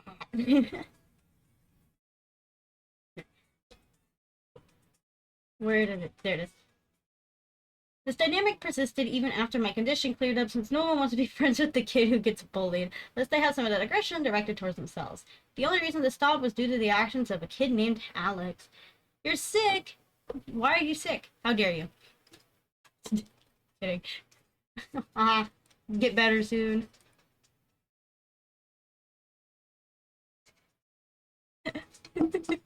You're sick? Skill issue.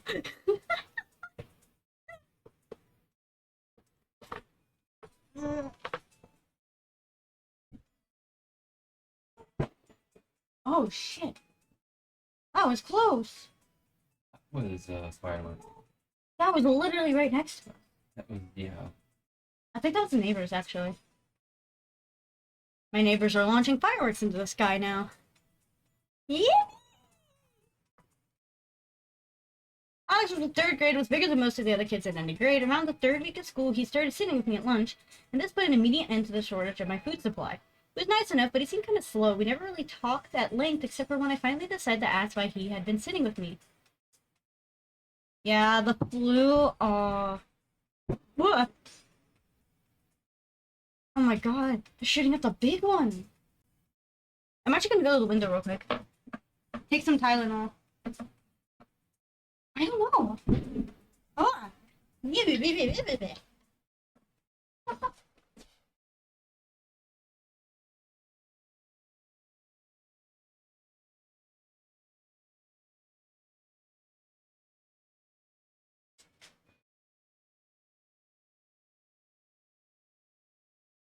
Oh, gee, now that I look.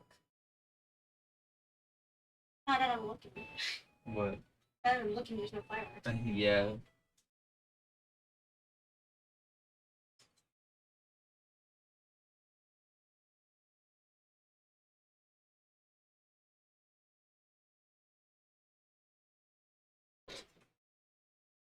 But that's crazy though. My face tracking went all the way over to the window.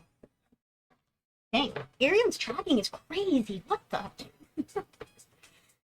Yeah, it's not even New Year's yet. It's the 28th. Like, come on, guys. Yeah, so the window's on the other side of the room from where I stream. And the fact that it picked up my face tracking from all the way over there, especially when there's another person in the room, is insanity. It's crazy. And it accurately captured the... That, hey, if that's not an ad for you, I don't know what it is. That, yo, I actually saw it picking up, like, the exact face I was making.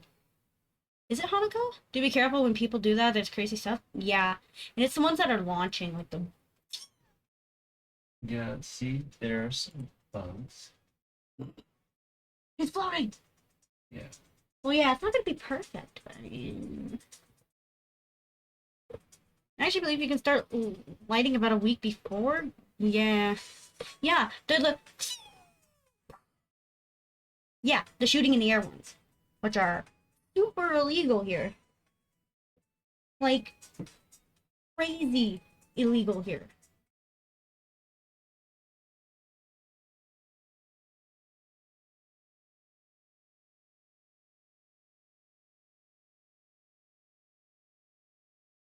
Ah, oh,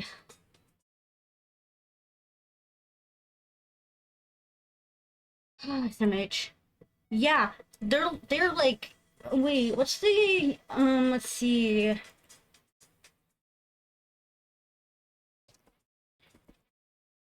Cause where we are, it's super strict about them.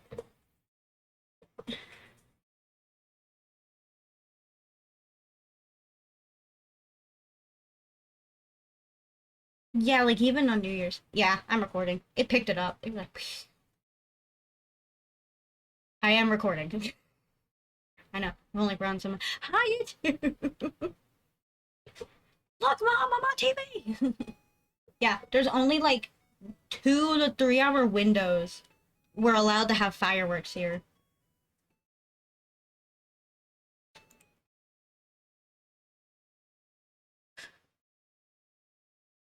Yeah, there's only like there's less than 30 days in the year you're allowed to use fireworks.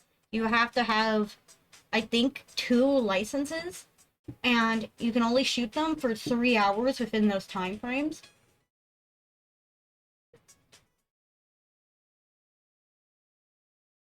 It's super crazy strict.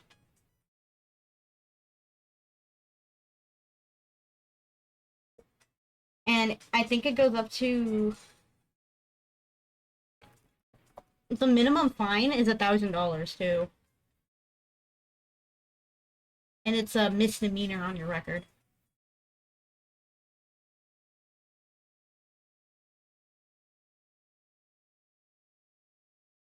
So it's like it's stupid illegal.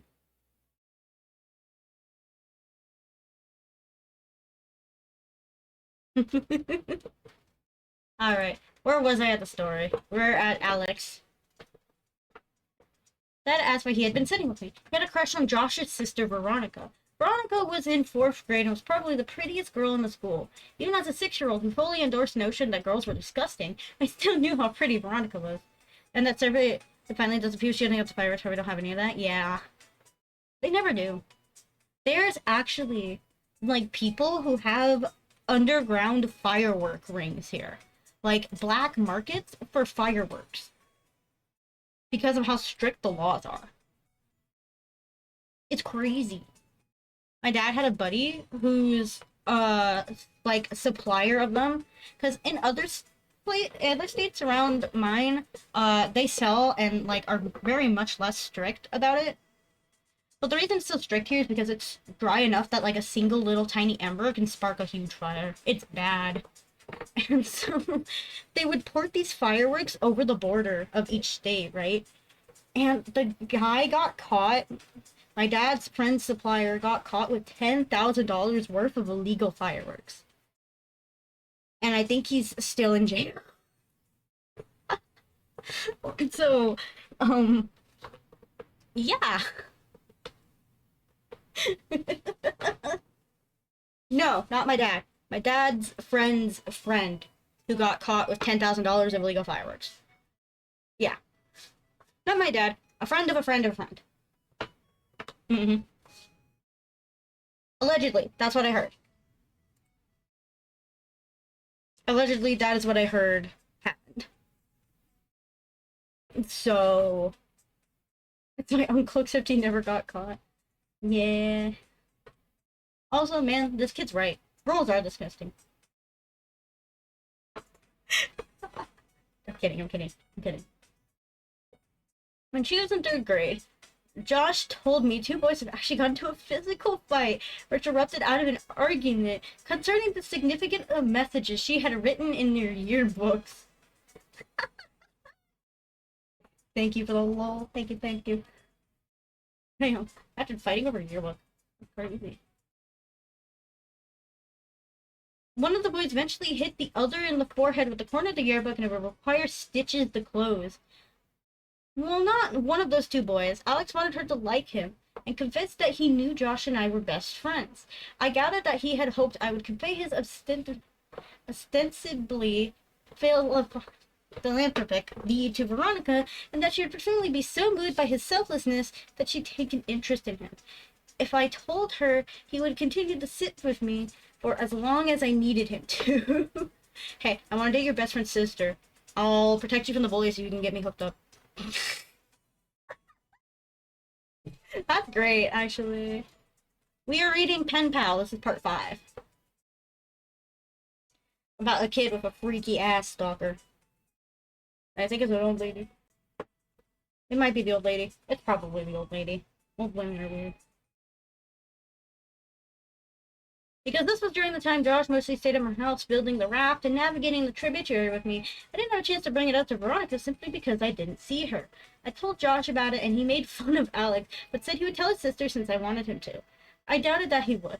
Josh was annoyed that people seemed to be so taken with his sister. I remember him calling her an ugly girl.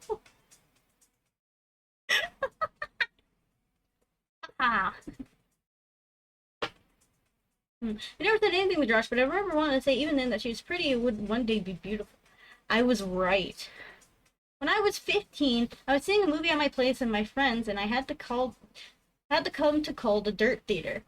It was probably nice at some point, but time and neglect had withered the place severely. The theater had movable tables and chairs on the level floor, so when the theater was full, there was very few places you could sit and see the whole screen. The theater was still open, I imagine, for 3 reasons. It was cheap to see a movie there.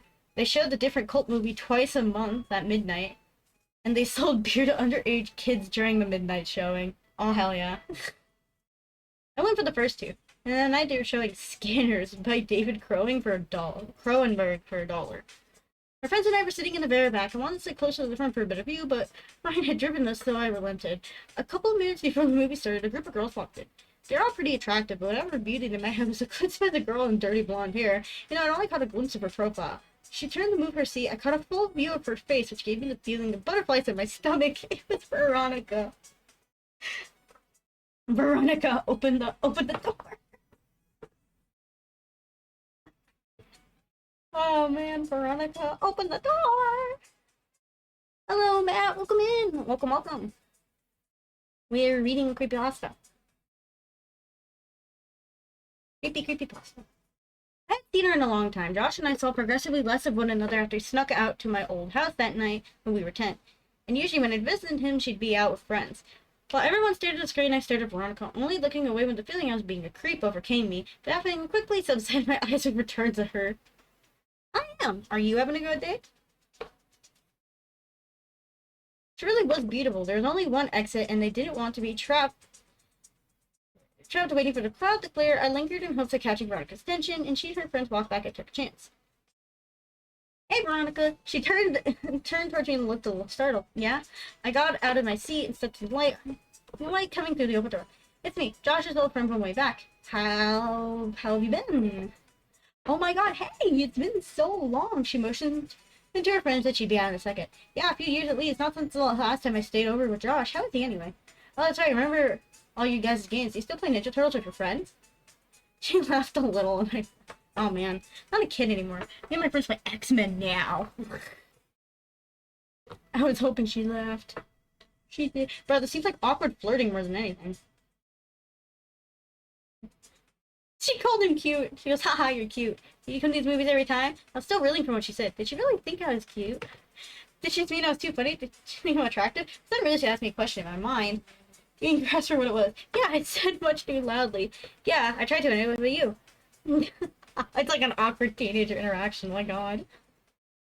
I come over every now and then. My boyfriend didn't tell me these movies were broke, so I just plan coming for now and then. I was trying to be casual, but failed. Oh, well, that's cool. It's not that you guys broke up. I just mean that you'd be able to come more often. She laughed again. Tried to recover. So are you coming the week after next? They're supposed to show The Day of the Dead. It's really cool. Ugh. Ugh, I am dying. Yeah, I'll be there. She smiled. I was about to suggest that maybe we could sit together, but she quickly closed the space between us and hugged me. It was really good to see you, she said with her arms around me. I'm gonna die again. I'm gonna die twice. Dead squared. I was trying to think of what to say when I realized the biggest problem was that I forgot how to talk. Luckily, Ryan, who I could hear approaching from the hallway, came and spoke for me. Dude, you know the movie's over, right? Let's get the fuck out of— Oh, yeah! That's great. Ugh, my hair from my face. That's great. Ryan let go and said she'd see me next time. She was played out of the room by the music Ryan was making with his mouth. I was furious, but it dissipated as soon as I heard Veronica laughing in the lobby. Day of the Dead couldn't come soon enough. Ryan certainly was going out of town, so he wouldn't be able to drive us, and the other friends I was with that night didn't have cars. A couple days before the movie, I asked my mom if she could take me. She responded almost immediately by denying my request, but I persisted, and she picked up on the desperation in my voice. She asked why I wanted to go so badly, since I had seen the movie before, and I hesitated before saying I was hoping to see a girl there. She smiled as playfully as she knew the girl and reluctantly told her it was Veronica. The smile disappeared from her face, and she coldly said no. I decided I would call Veronica to see if she picked me up. Damn, then I'm the mom. I had no idea if she still lived at home, but if we were of a tribe, then I realized Josh might answer. I hadn't talked to him in almost 3 years. If he answered, I obviously couldn't ask to talk to his sister. I felt guilty for calling to speak with Veronica and not Josh, but I dismissed the feeling quickly. Josh hadn't called me in years either. I picked up the phone and dialed the number. It was still embedded in my muscle memory from I dialed it so often all those years ago. So times before someone picked up. It wasn't Josh. I felt a mixture of most. I felt a mixture of both relief and disappointment. I realized in that second I'd really missed Josh. I would call after this weekend to talk to him, but this was my only chance to see if Veronica could or would take me if I asked for it. The person told me I had dialed the wrong number. I repeated the number back to her and she confirmed. She said they must have changed the number and agreed. I apologized for the disturbance and hung up. I was suddenly intensely sad because now I couldn't contact Josh even if I wanted to. I felt terrible for having been afraid he might answer the phone. He'd been my very best friend. I realized that the only way I could put back in touch with him would be through Veronica, so now, not that I needed one, I had another reason to see her. I paid the number back to her. She can— Oh wait, that's one. Told my mom the day before the movie that I was no longer sure I was going, but hoping that she could drop me off at my friend Chris's house. She really intended to drop me off that Saturday a couple hours before the movie. My plan was to walk from his house to the theater since he only lived about half a mile away. They went to church early on Sunday, so his parents would go to sleep early Saturday night. Chris was fine with not coming with me since he had planned on chatting with this girl he met online. He had said that the walk back to his house would be even lonelier after she laughed in my face when I tried to kiss her. I told him not to electrocute himself when he tried to have And he tried to woohoo his computer. Damn. I left this house at 11:15. I had to pace myself so I'd get there a little before the movie. I was going by myself and didn't want to just hang around there waiting. On my way to figured out Veronica showed up. Oh, it'd be too lucky for us to arrive at the same time. So I debated whether I should wait outside or just go in. Both had their pros and cons, and I was grabbing disconcerted. I noticed a steady stream of streaking car lights that had overtaken me. Had been rapidly replaced by a single constant spotlight that refused to pass. Hi, Mar, welcome in. Welcome. We're finally getting to the creepy part about this part. We're reading Penpal and we're on part 5. The road wasn't illuminated by streetlights, so I was walking in the grass with the road about 2 feet to my left. I stepped a little more to my right and craned my neck over my left shoulder to see what was behind me. The car had stopped about 10 feet behind me. Oh, thank you. Yeah, it's been pretty good so far. All I could see were violently bright headlights that were cutting through the otherwise stagnant surroundings. I thought that it might have been one of Chris's parents. Maybe they had come to check in on us and seen that I was gone. It wouldn't have taken much pressing for Chris to confess. It took one step towards the car, and it broke its pause and started driving towards me at a slow pace. It passed me, and I saw that it wasn't Chris's parents' car in the car that I recognized for the matter. I tried to see the driver, but it was too dark, and my pupils had shrunk when faced with the blinding lights of the car just moments before. So I adjusted so I could see a tremendous crack in the back window of the car as it drove away. That's not creepy at all. I didn't think much of the whole affair. Some people find it fun to scare other people. I'd often had around the corners to jump out at my mom, after all. I timed the ride and got there about 10 minutes before the movie. I decided to wait outside until 11:57, since it would have given me time to find her inside if she was already seated. As I was considering the possibility that she might not show, I saw her. She was alone and she was beautiful. Why is she alone at night? Girl. I waved to her and walked a close distance. She smiled and asked if my friends were already inside. I said they weren't and realized that this must seem like I was trying to make this a date. Okay.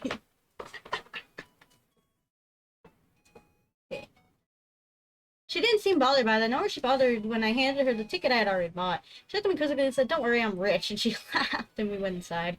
God, it really is like a date. Is this her friend's sister? I bought us 1 popcorn and 2 drinks and spent most of the movie debating whether or not I should in time reaching my hand in the popcorn bag when she reached in so they would die. She seemed to enjoy the movie, and before I knew it, it was over. We didn't linger in the theater because it was a midnight show. We could loiter in the lobby, so we walked outside. Ooh, fun. The parking lot of the theater was big because it connected with the mall that had gone out of business. Should have just realized we heard a story. Yeah, we're a little far. We're at the awkward teenager part of the story. Where were we? It's been very good so far. I'm not wanting the night to be over just yet, I continued the conversation while casually walking toward the old mall. As we were about to round the corner and leave the theater out of sight, I looked back and saw her car wasn't the only one left in the parking lot. The other one had a large crack in the back window. Oh man. My immediate uneasiness turned to understanding. Dang. That makes a lot of sense. The driver of the car works here and must have figured I was on my way to the movie. Interjecting real horror into the life of a horror fan seemed like an obvious move. We walked around the mall and talked about the movie. I told her I thought The Day of the Dead was better than Dawn of the Dead. She refused to agree. I told her off when I called her old number about my dilemma about who would answer the phone. She didn't find it as funny as I now did. But she took my phone and put her number in it. She's convinced that it might be the worst cell phone she'd ever seen. Her evaluation wasn't rescinded when I told her I couldn't even see pictures on it. I called her so she'd have my number and she programmed it in. Dang, he's got an old phone. What the heck? No pictures? Sheesh. She told me that she was graduating, but she hadn't done well in school so far the years, so she wasn't sure she'd even get into college. I told her to attach a picture of herself to the application so they'd pay her to go there, just so they could look at her. Ooh. She didn't laugh at that one, and thought she might be offended. I thought it was funny she couldn't get in based on her talent. I nervously just glanced at her, and she was just smiling. Even in the poor light, I could see she was blushing. I wanted to hold her hand, but I didn't. Man, If this isn't like normal teenage thoughts, I don't know what is. I can feel that second. Same, dude. I feel like the secondhand embarrassment bubbling in my gut.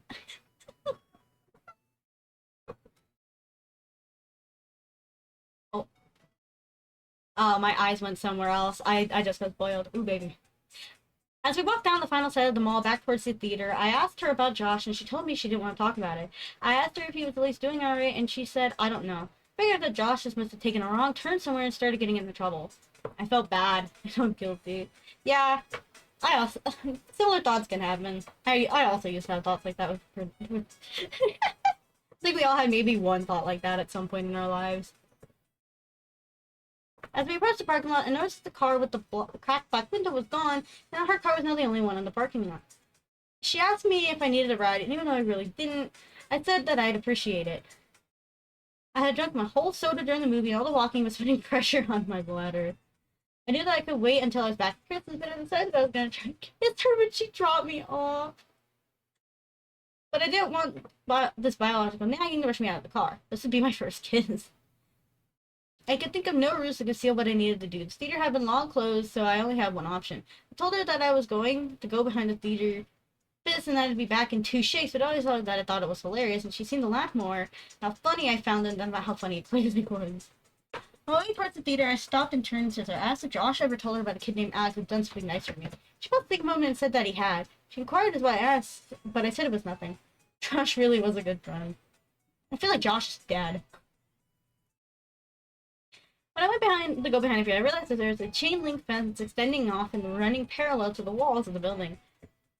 Where I stood, she could still see me, and the fence seemed to stretch on endlessly. So I thought I'd just hop it, duck out of sight, return as quickly as I could. This might be too much an effort, but I thought it polite. I climbed the fence and walked back a little ways until I was out of sight and hearing. For a moment, the only sounds were crickets in the grass frame and the clinking of liquid and cement.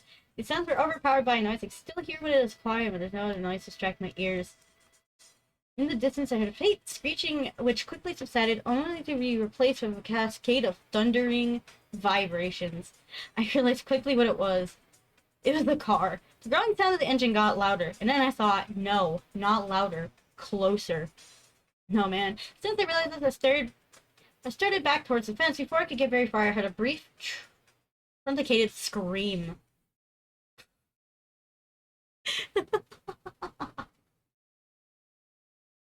Me too. The roar of an engine terminated in a deafening thud. I started running, but after only 2 or 3 steps, I tripped by a loose piece of stone and fell hard and fastened into concrete. My head striking the corner of a chair as I fell. I was dazed for about 30 seconds, but renewed rumbling of the engine drew my senses back, and my equilibrium was restored by adrenaline. I redoubled my efforts. I was worried that whoever crashed the car might harass Veronica. So I was climbing over the fence. I saw that there was still only one car in the parking lot. I didn't see any evidence of a crash. I thought I might have been misjudged by its direction or proximity. As I ran towards Veronica's car, my orientation changed. I saw that the car had hit. What the car had hit. My legs had stopped working almost completely. It was Veronica. Oh my god. The car was sitting between us as I closed the distance and walked around, and she came fully in view. Oh, she's dead. Body was twisted and crumpled like a discarded figure meant to represent the catalog of things the human body cannot do. I could see the bone of her right shin cutting through her jeans. Her left arm was wrapped so hard around the back of her neck that her hand fell on her right breast. It was craned back and her mouth hung widely open towards the sky. There was so much blood. Oh, man. I looked at her after she found it hard to discern whether she'd laying on her back or her stomach. This optical illusion made me feel sick. No, for real. When you're convicted of something the word simply doesn't belong, your mind tries to convince itself that it is dreaming, and to that end, it provides you with a distinct sense of all things moving slowly as if through sap. Moments, I honestly felt like I would wake up any minute, but I didn't wake up. Top 3 creepypastas and no sleep stories so far after getting Boris and Penpal. Dude, this has been really good. Is it time to do a 3rd creepypasta stream and we just read more? I fumbled with my phone to call for help, but I had no signal. I could see Veronica's phone sticking out of what I thought was her front pocket, and I had no choice. Trembling, I reached for her phone and slid it out and gasped for air so violently that it seemed as if she was trying to breathe in the whole world. This startled me so much that I staggered back and fell into the asphalt with her phone in my hand. She was trying to adjust her body to get into its natural position. With every spasm and jerk, I could hear cracking and grinding of her bones. Thinking, I screamed over to her face with my hers and just said, Veronica, don't move. Don't move, okay? Just stay still. Please just don't move. I think the worst part is tears streaming down my face. I opened her phone. It still worked. I screened and saved my number. When I saw that, I felt my heart break a little. I called 911 and waited with her, telling her she would be okay. I feel guilty for lying to her every time I said it. The sun, the silence of the air came more alert. She had remained conscious since I found her, but now more light was coming back to her eyes. Ray was still protecting her from the pain, but it looked as if finally allowing her to be aware something was terribly wrong with her. Her eyes rolled over the mine in a loose mood. She was struggling, but I heard her. Picture. My picture. He took it. Hi, Animal Spark. Welcome in. Welcome, welcome. Oh man, she got her picture taken. What the heck? I didn't understand what she meant. Why did someone say? The only thing I could say. I'm so sorry, Veronica. I rode with her in the ambulance until she finally lost consciousness, waited in the room they had reserved for her. Yeah, we just got hit with the crazy reveal. She looks like spaghetti. Ambulance for she finally, let's see. I stole her phone, so I put it in her purse. I called my mom on the hospital phone. It was about 4 a.m. I told her I was fine, but Veronica was not. She cursed at me and said she'd be right there, but I told her I wasn't leaving until Veronica was out of surgery. She said she'd come anyway. My mom and I didn't speak that much. I told her I was sorry for lying, and she said she'd talk about that later. I think we had talked maybe more in that room, but I just told her about boxes or the night of the rash. She had just told me more what she knew. I think that things would have changed. But we sat there in silence. She told me she loved me and that I could call her whenever I wanted her to come get me.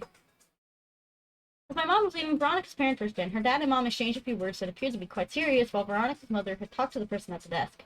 Her mother was a nurse, but didn't work at this hospital. While I'm sure she tried to give Veronica a transfer, her condition was prohibitive. While we waited, the police came in and talked to each of us. I told them what happened, and they made some notes, and then they left. She came out of surgery, and 90% of her body was covered in thick, white cast. Her right arm was free, but the rest of her was bound like a cocoon. She was still under, but I remembered how I felt when I had my cast in kindergarten. I asked the nurse for a marker, but I couldn't think of anything to write. I slept in a chair in the corner and went home the next day. I came back every afternoon for several days. At some point, they had moved another patient to a room and set up a screen around Veronica's bed to act as a partition.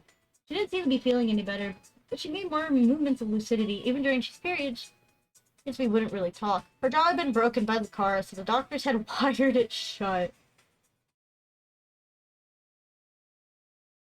Oh, I lost my spot. Where we go? There we go. Now, for a while, there's nothing much I could say. God walked over to her, kissed her on the forehead, and she whispered through clenched teeth, Josh. That surprised me a little bit. I looked at her and said, has he not come see you?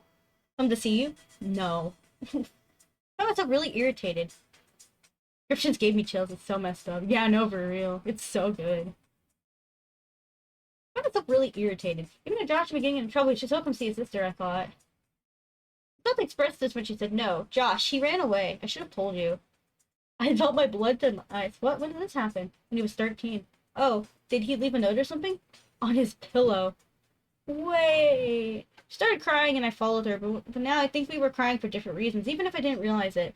At this point, there were a lot of things I didn't remember from my childhood, and there were a lot of connections I hadn't made yet. I told her I had to go, but she could text me anytime. I got a text from the next day telling me not to come back. I asked her why. She said she didn't want me to see her like that again. You just got home from work? Yeah. Work really takes it out of you. Was it at least a good day at work? Agreed for judging me. We texted each other every day, though I kept this from my mom because I knew she didn't like me talking to Veronica. Usually her texts were fairly short, mostly only in response to more lengthy texts that I would send her. Tried calling her only once. I was sure she was screening her calls, but I hoped I could hear her voice. She picked up but didn't say anything. I could hear how labored her breathing was. About a week after she told me not to come see anymore, she sent me a text that simply read, I love you. Oh. I was filled with so many different emotions, but I responded by sending the prevalent one. I replied, I love you too. She said she wanted to be with me and that she couldn't wait until she could see me again. She told me that she had been released and was convalescing at her house. These exchanges carried on for several weeks, but every time I asked her to see her, she would say soon, and kept insisting that the following week that she thought she might be able to make it to the next midnight movie. Couldn't believe it, but she insisted that she would try. I got a text for her from the afternoon of the movie saying, see you tonight. Woo, baby. Dang, he got the girl. I got Ryan to drive me since Chris's parents had found out what had happened and said I wasn't welcome at their house anymore. That's fair. I found around that she might be in bad shape, but that I really cared about her, so she would give us some space. He accepted that and we headed down there. Veronica didn't show. That doesn't surprise me. I'd save the seat for her right next to me near the exit so that she could get in and out easy, but 10 minutes into the movie, a man slid into the chair. I whispered, "Excuse me, the seat is taken," but he didn't respond at all. Just stared ahead at the screen. I remember wanting the movie because there's something wrong with the way he was breathing. I forfeited because I realized she wasn't coming. I texted her the next day asking if she was right why she didn't show up the previous night. She responded what would soon be the last message I'd received from her. She simply said, "I'll see you again soon." She was delirious and I was worried about her.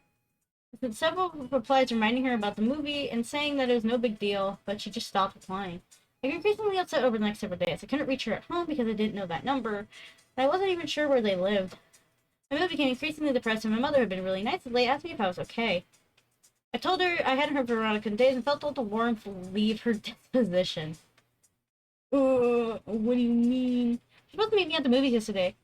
I know it's only been like 3 weeks since she said it, but she said she would try to come, and after that she just stopped talking to me altogether. She must hate me. But she looked confused. She looked confused, and I could read on her face she was trying to tell if my mind had something broken. When she saw that it hadn't, her eyes began to water. She pulled me towards her, embracing me. She was beginning to sob, but it seemed too tense a reaction to my problem. Oh! I should eat, but I don't want to. That's fair. I get into those moods sometimes. Where, like, food sounds good, but I don't actually want to eat. Drinking juice usually helps me in that kind of mood. Like drinking apple juice or something. It's not, like, really filling, but it's got, like, enough to maybe, like, see if my stomach actually wants something in it or not.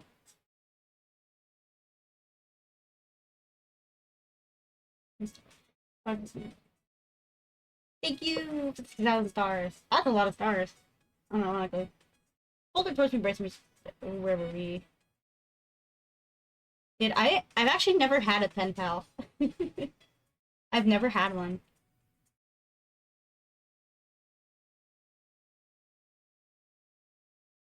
I never even think that she particularly cared for me. She drew in a shuddering breath and then said something that makes me nauseous even now. She said, "Veronica's dead, sweetheart." Oh god, I thought you knew. She died on the last day you visited her. She died weeks ago. She had completely broken down, but I knew it wasn't because of Veronica. I broke the embrace and staggered backwards. My mind was telling me that was impossible. I just exchanged messages with her yesterday. I could only think to ask one question. It's probably the most trivial I could ask. Then why was her phone still on? Well, hey, there we go. I think I had a pen pal in elementary school for a project, but it's anything that kept up. Yeah, I've never had a pen pal. I've never had, like, to write a letter to someone far away or anything like that. They just never did that for me. I was like, weird.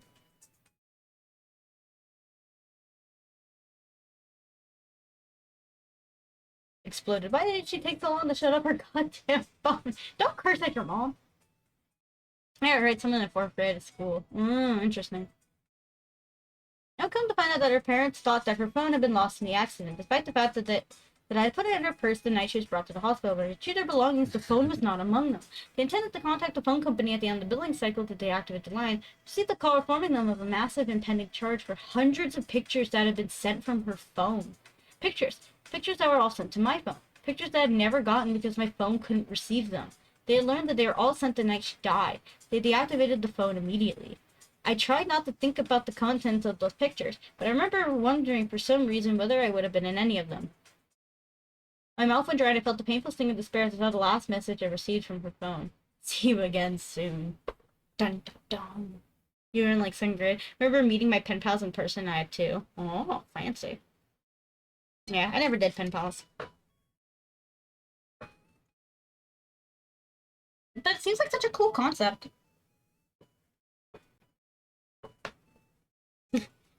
Also, bro, this stalker is like, man. The notif again and the message goes so hard. Yeah, dude.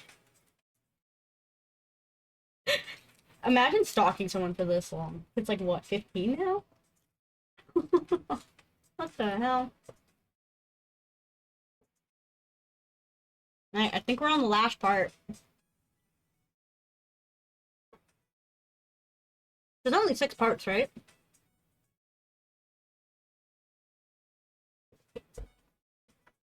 Part 6. Blend. Oh yeah, fun fact. In VTube Studio, you can change your language to, You can change it to ooh woo speak. There it is. I'll take it. Then you could just change the language of YouTube Studio to be ooh woo. I can't remember how many parts there are, but I think I just remembered how it ends. Yeah. I want to finish it tonight because it's so long. It's like, man. Ooh. Exactly. Alright, let's see.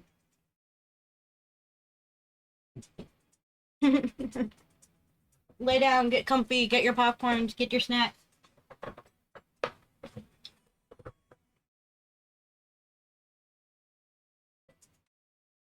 It's time. On the first day of kindergarten, my mother had elected to drive me to school. We were both nervous, and she wanted to be there with me all the way up to the moment I walked into class.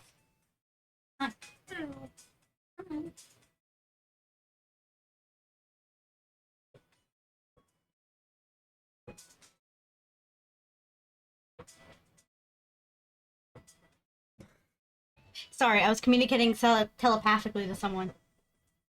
So joke. Hell yeah, the best snack. Sorry, I just looked at the other person in my room. We just started bobbing our heads in sync together. Telepathic communication. Mom. Mom. It took me a bit longer to get ready in the morning due to my still mending arm. Yeah. Do you not just go to someone and meow at them? Meow. Yeah. See? Exactly. Grab your friend by the arm, meow at them, explain nothing. That's exactly how it works. It's how it always works. I'm not listening to the story. Good luck. I tried to do a womp womp, but someone got angry at me. Skill issue. Womp womp. Skill issue to them, not you. What? Why would you get mad at womp womp? Hello, Jamie Vortex, welcome in! Hello, hello. We are reading Creepypastas. Hello! We are currently reading the Penpal one. I think we're getting near the end of it. Thank you. Had someone... Was this mutual? I don't know. Yeah, alright, I'm gonna read it from the beginning. Someone else does it to them, it's mutual. Weird. Weird. First day of kindergarten, my mother had elected to drive me up to school. We were both nervous, and she wanted to be there with me the moment I walked in the class. It took me a bit longer to get ready in the morning due to my still mending arm. The cast had come a couple inches past my elbow, which meant I had to cover the entire arm with a specially designed latex bag when I showered. The bag was built to pull tight around the opening in order to seal out any water that might otherwise destroy the cast. I had gotten really adept at cinching the bag myself that morning. However, perhaps due to my excitement or nervousness, I hadn't pulled the strap tight enough, and halfway through the shower I could feel water pooling inside the bag. Around my fingers. I jumped down and tore the latex shield away, but I could feel that previously rigid plaster had become soft after absorbing the water. I mean, you might know them. Yeah. I mean, usually if you meow at me, I'll meow back. Unless I forget or I don't hear it. No way effectively... Because there's no way to effectively clean the area between your body and a cast, the dead skin that would normally have fallen away merely sits there. When stirred by moisture like sweat, it emits an odor. Apparently, this odor is proportionate to the amount of moisture induced. And because soon after I began attempting to dry it, I was struck by a powerful stench of rot. Oof. Where was it? As I continued to frantically rub it with the towel, it began to disintegrate. I was growing increasingly distressed and had put as much effort as the child could into his very first day of school. I'd sat with my mom to pick out the clothes the night before. I spent a great deal of time picking out my backpack. I became exceedingly excited to show everyone my lunchbox that already. But the condition of my cast worsened, and I became deeply upset at the thought I surely wouldn't be able to apply the label to anyone by the time this day was over. Defeated, I showed my mom. It took 30 minutes to get most of the moisture out while working to preserve the rest of the cast. To stress the problem this moment, my mom caught slivers off a bar of soap and slipped them down into the cast, and then rubbed the remainder of the soap on the outside in an attempt to cocoon the rancid smell inside of a more pleasant one. By the time we arrived at the school, my classmates were already engaged in their second activity, and I was shoehorned into one of the groups. I wasn't made very clear on what the guidelines of the activity were, and within about 5 minutes, I violated the rules so badly that each member of the group complained to the teacher and asked why I had to be in the group. What's everyone's favorite soda? So, Dude, I know. Soda sounds so good. Oh, I like strawberry Fanta. Strawberry Fanta's pretty good. Cherry Pepsi and grape. Coca-Cola. Yeah. I don't mind cherry Coke. It's not bad. Melon soda, but I don't usually drink soda because I'm not a fan of carbonation. Yeah, I usually only drink soda if I need, like, caffeine. Yo! Wheelchair machine gun, what the heck? I've never had cherry cream soda. Mountain Dew's really good. I really like Baja Blast, but I'm broke. Yeah, the Baja Blast. I remember I used to go with friends and we'd pool together money to go get everyone large Baja Blast. And that's it. That's all we'd go for.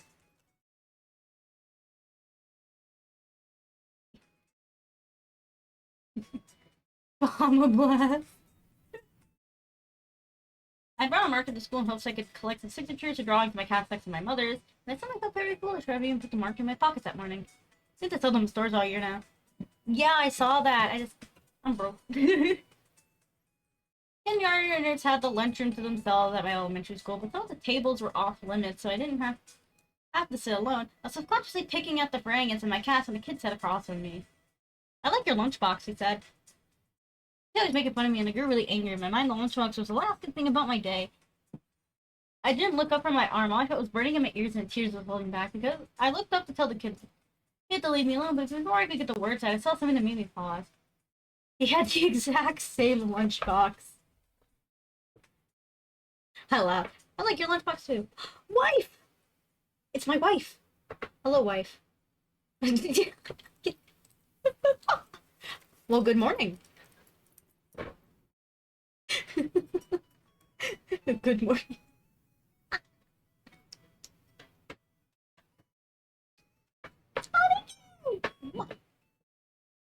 Oh my god, another one. There's so many. Oh my god. What the heck is that? Where are you getting all these hearts from? Where'd you leave the bodies? I'm dying. Shh, don't worry. Alright, I won't. You're supposed to tell me where you got the bodies later. We're reading parts of Penpal. We're on the... We're on part 6? Question mark? I think Michelangelo's the coolest, he said while miming nunchuck moves. Miming? Mimo? Guys, Maimu spotted. There's a mention of mime in the story. Guys, it's Maimu. And now it starts playing like the air horns and like the people pointing and it's just Maimu spinning.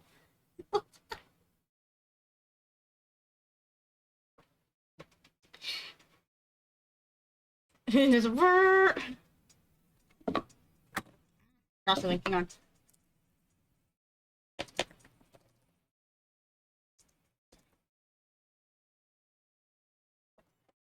There we go. Alright, where were we? I was in the middle of rebutting myself for saying my Raphael was my favorite when he knocked his open carton of milk off the table and onto his lap. Think pen pals tire you out. Yeah, I mean, I have been reading the story for 2.5 hours. But I have a thing I can do. Hang on. Hey. Can you do me a flavor? Can you make me some tea? Or coffee? Pretty please. I think I know where the tea is. I think. Perchance? Might know how to get the words. You'd be my hero. Thank you. Mm-hmm.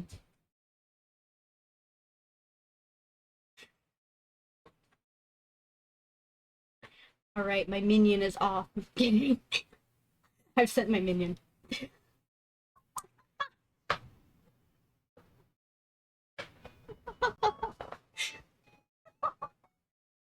I've sent my minion. Your Renfield, exactly. I've sent my minion to give me throat juice.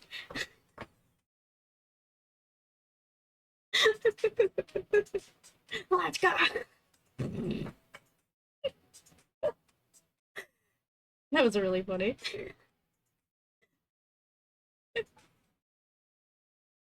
Heck yeah, free warm liquid.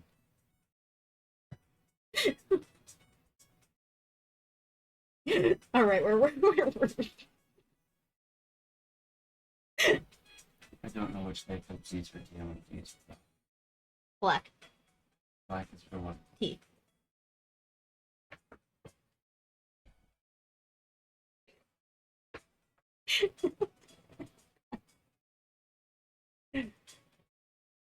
We have a Keurig because my mom refuses to have any other kind of coffee maker now.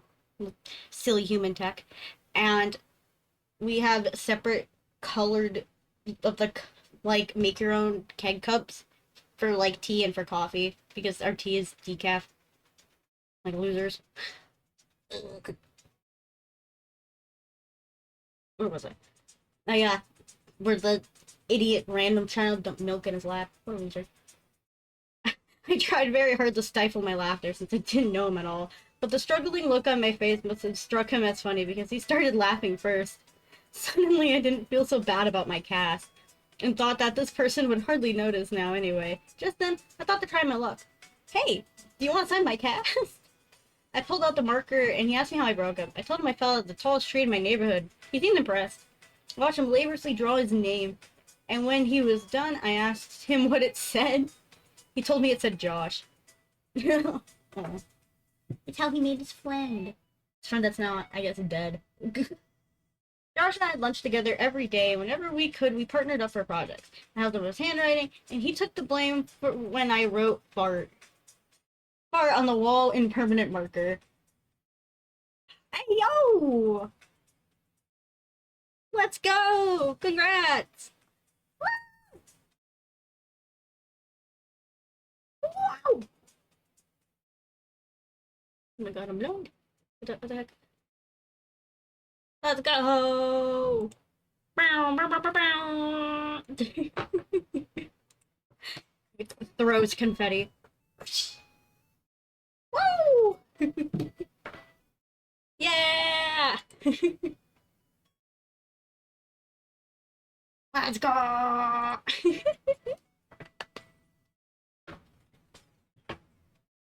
Yeah! I honestly think the blue looks very pretty. It does. Oh, thank you! That's a lot of glow sticks. What the heck? I'm gonna build a fort out of them. That actually gave me a good idea. How much are glow sticks, actually? Hang on. Bag of glow sticks. I could get 200 glow sticks for $15. Oh, they're on sale. 200 pack of 8-inch. There's an 800 pack for $40? Oh, your phone's dying? Rip. Go charge it. Go. Get out of here. Go charge it. I can buy 800 of them for $40.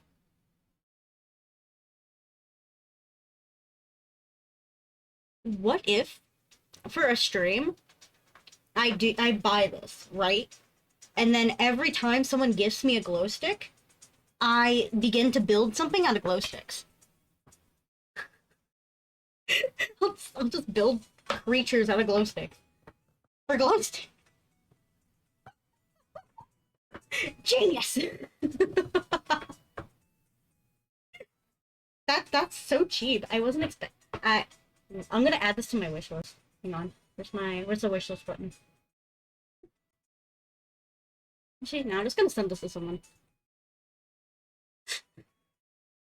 That is a lot of glow sticks. That's a crazy amount of glow sticks. Just send this to someone, no context, real quick. There we go. The person's probably gonna be like, why am I seeing 800 glow sticks? Don't worry about it. Don't even worry about it.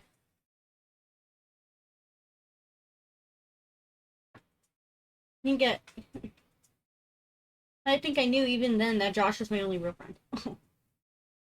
Moving a friendship outside of school when you were 5 years old is actually more difficult than most remember. The day we launched our balloons, we had such a good time that I asked Josh if he wanted to come to my house to play the next day.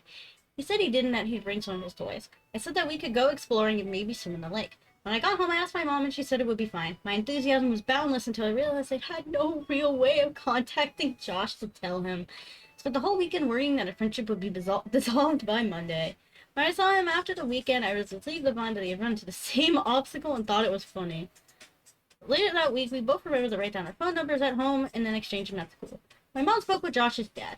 And it was said that my mom would pick up Josh and myself from school that Friday. We alternated basic structure for nearly every weekend. The fact that we lived so close made things much easier on our parents, who seemed to work constantly. Thank you. What? Ooh, ow, what the heck? The tea is spicy. Tea is spicy. It's okay. I didn't need those finger pads. I didn't need those fingers. My skin is just ash.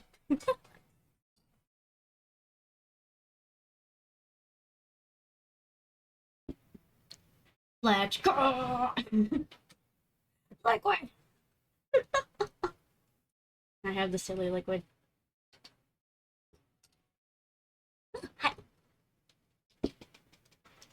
I didn't need that tongue either.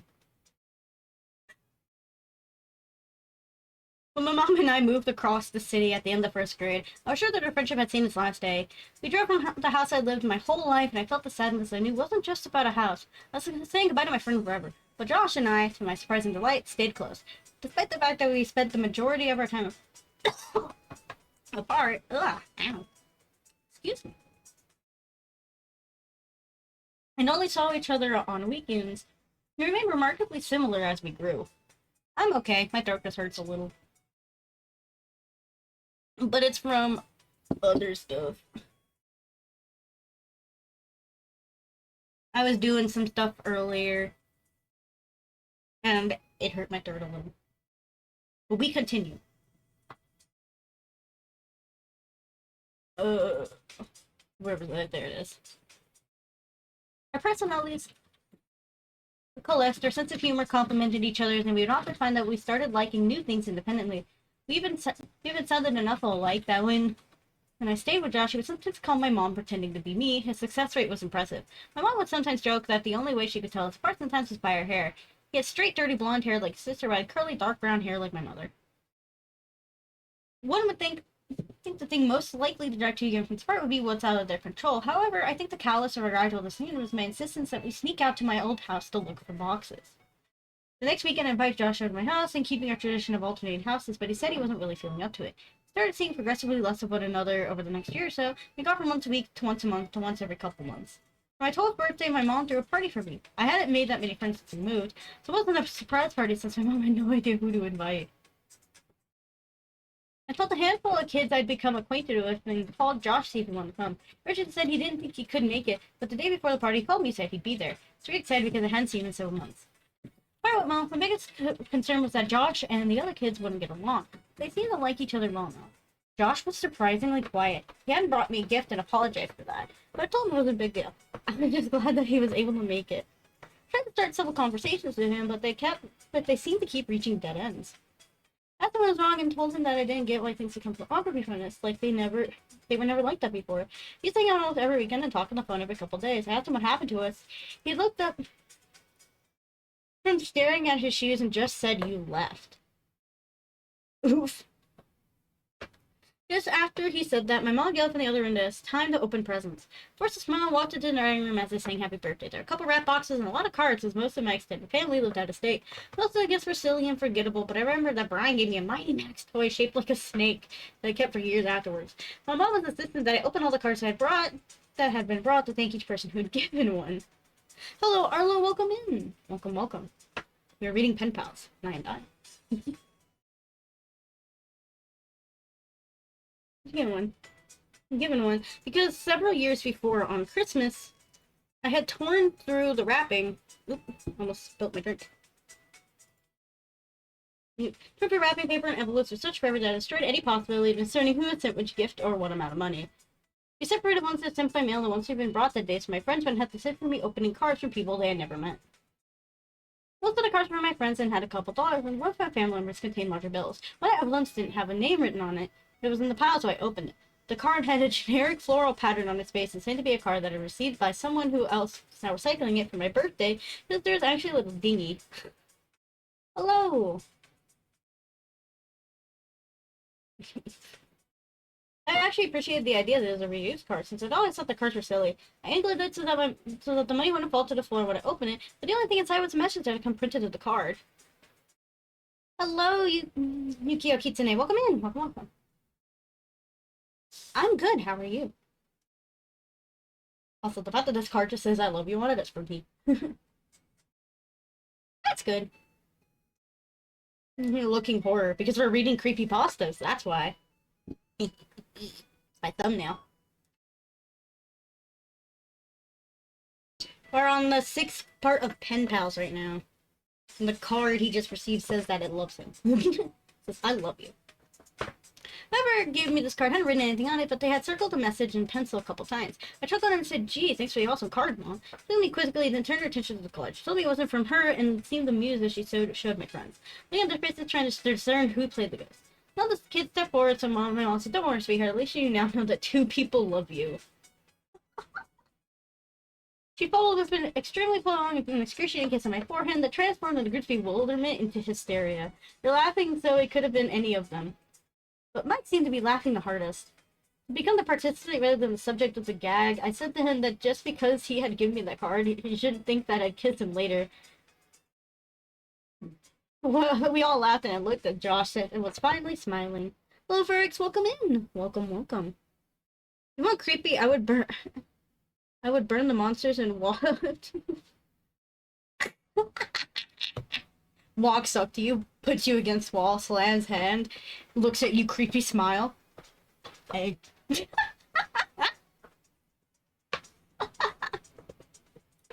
Riz with a horror note.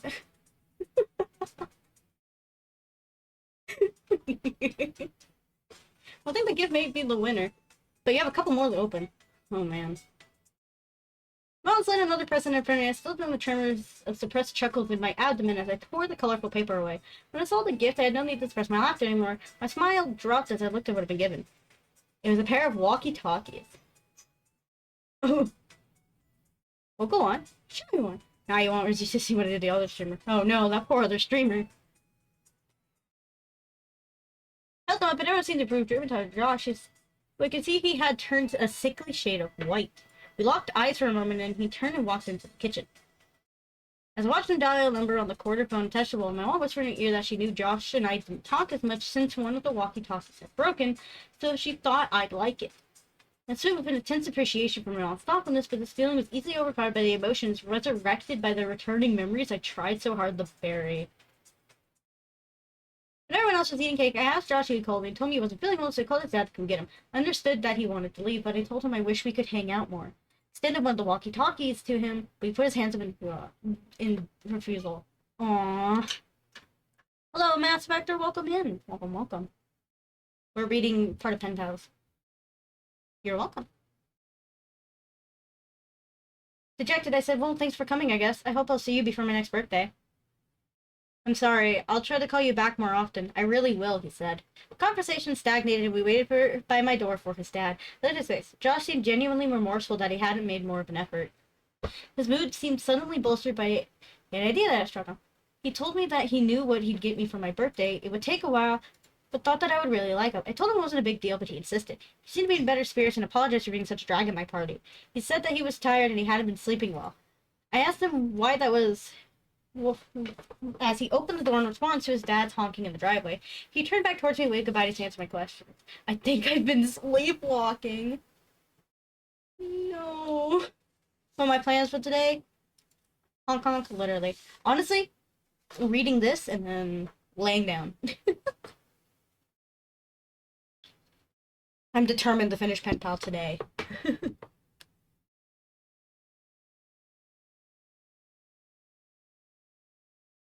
Determined. How much do I have left? I have no idea. Do we have another? I do. Thank you. Hey, that's a lot of stars. Thank you. Thank you, thank you. We going. That was the last time I saw my friend, and a couple months later, he was gone. Over the past several weeks, my relationship with my mother and I has grown increasingly strained due to my attempts to learn the details of my childhood.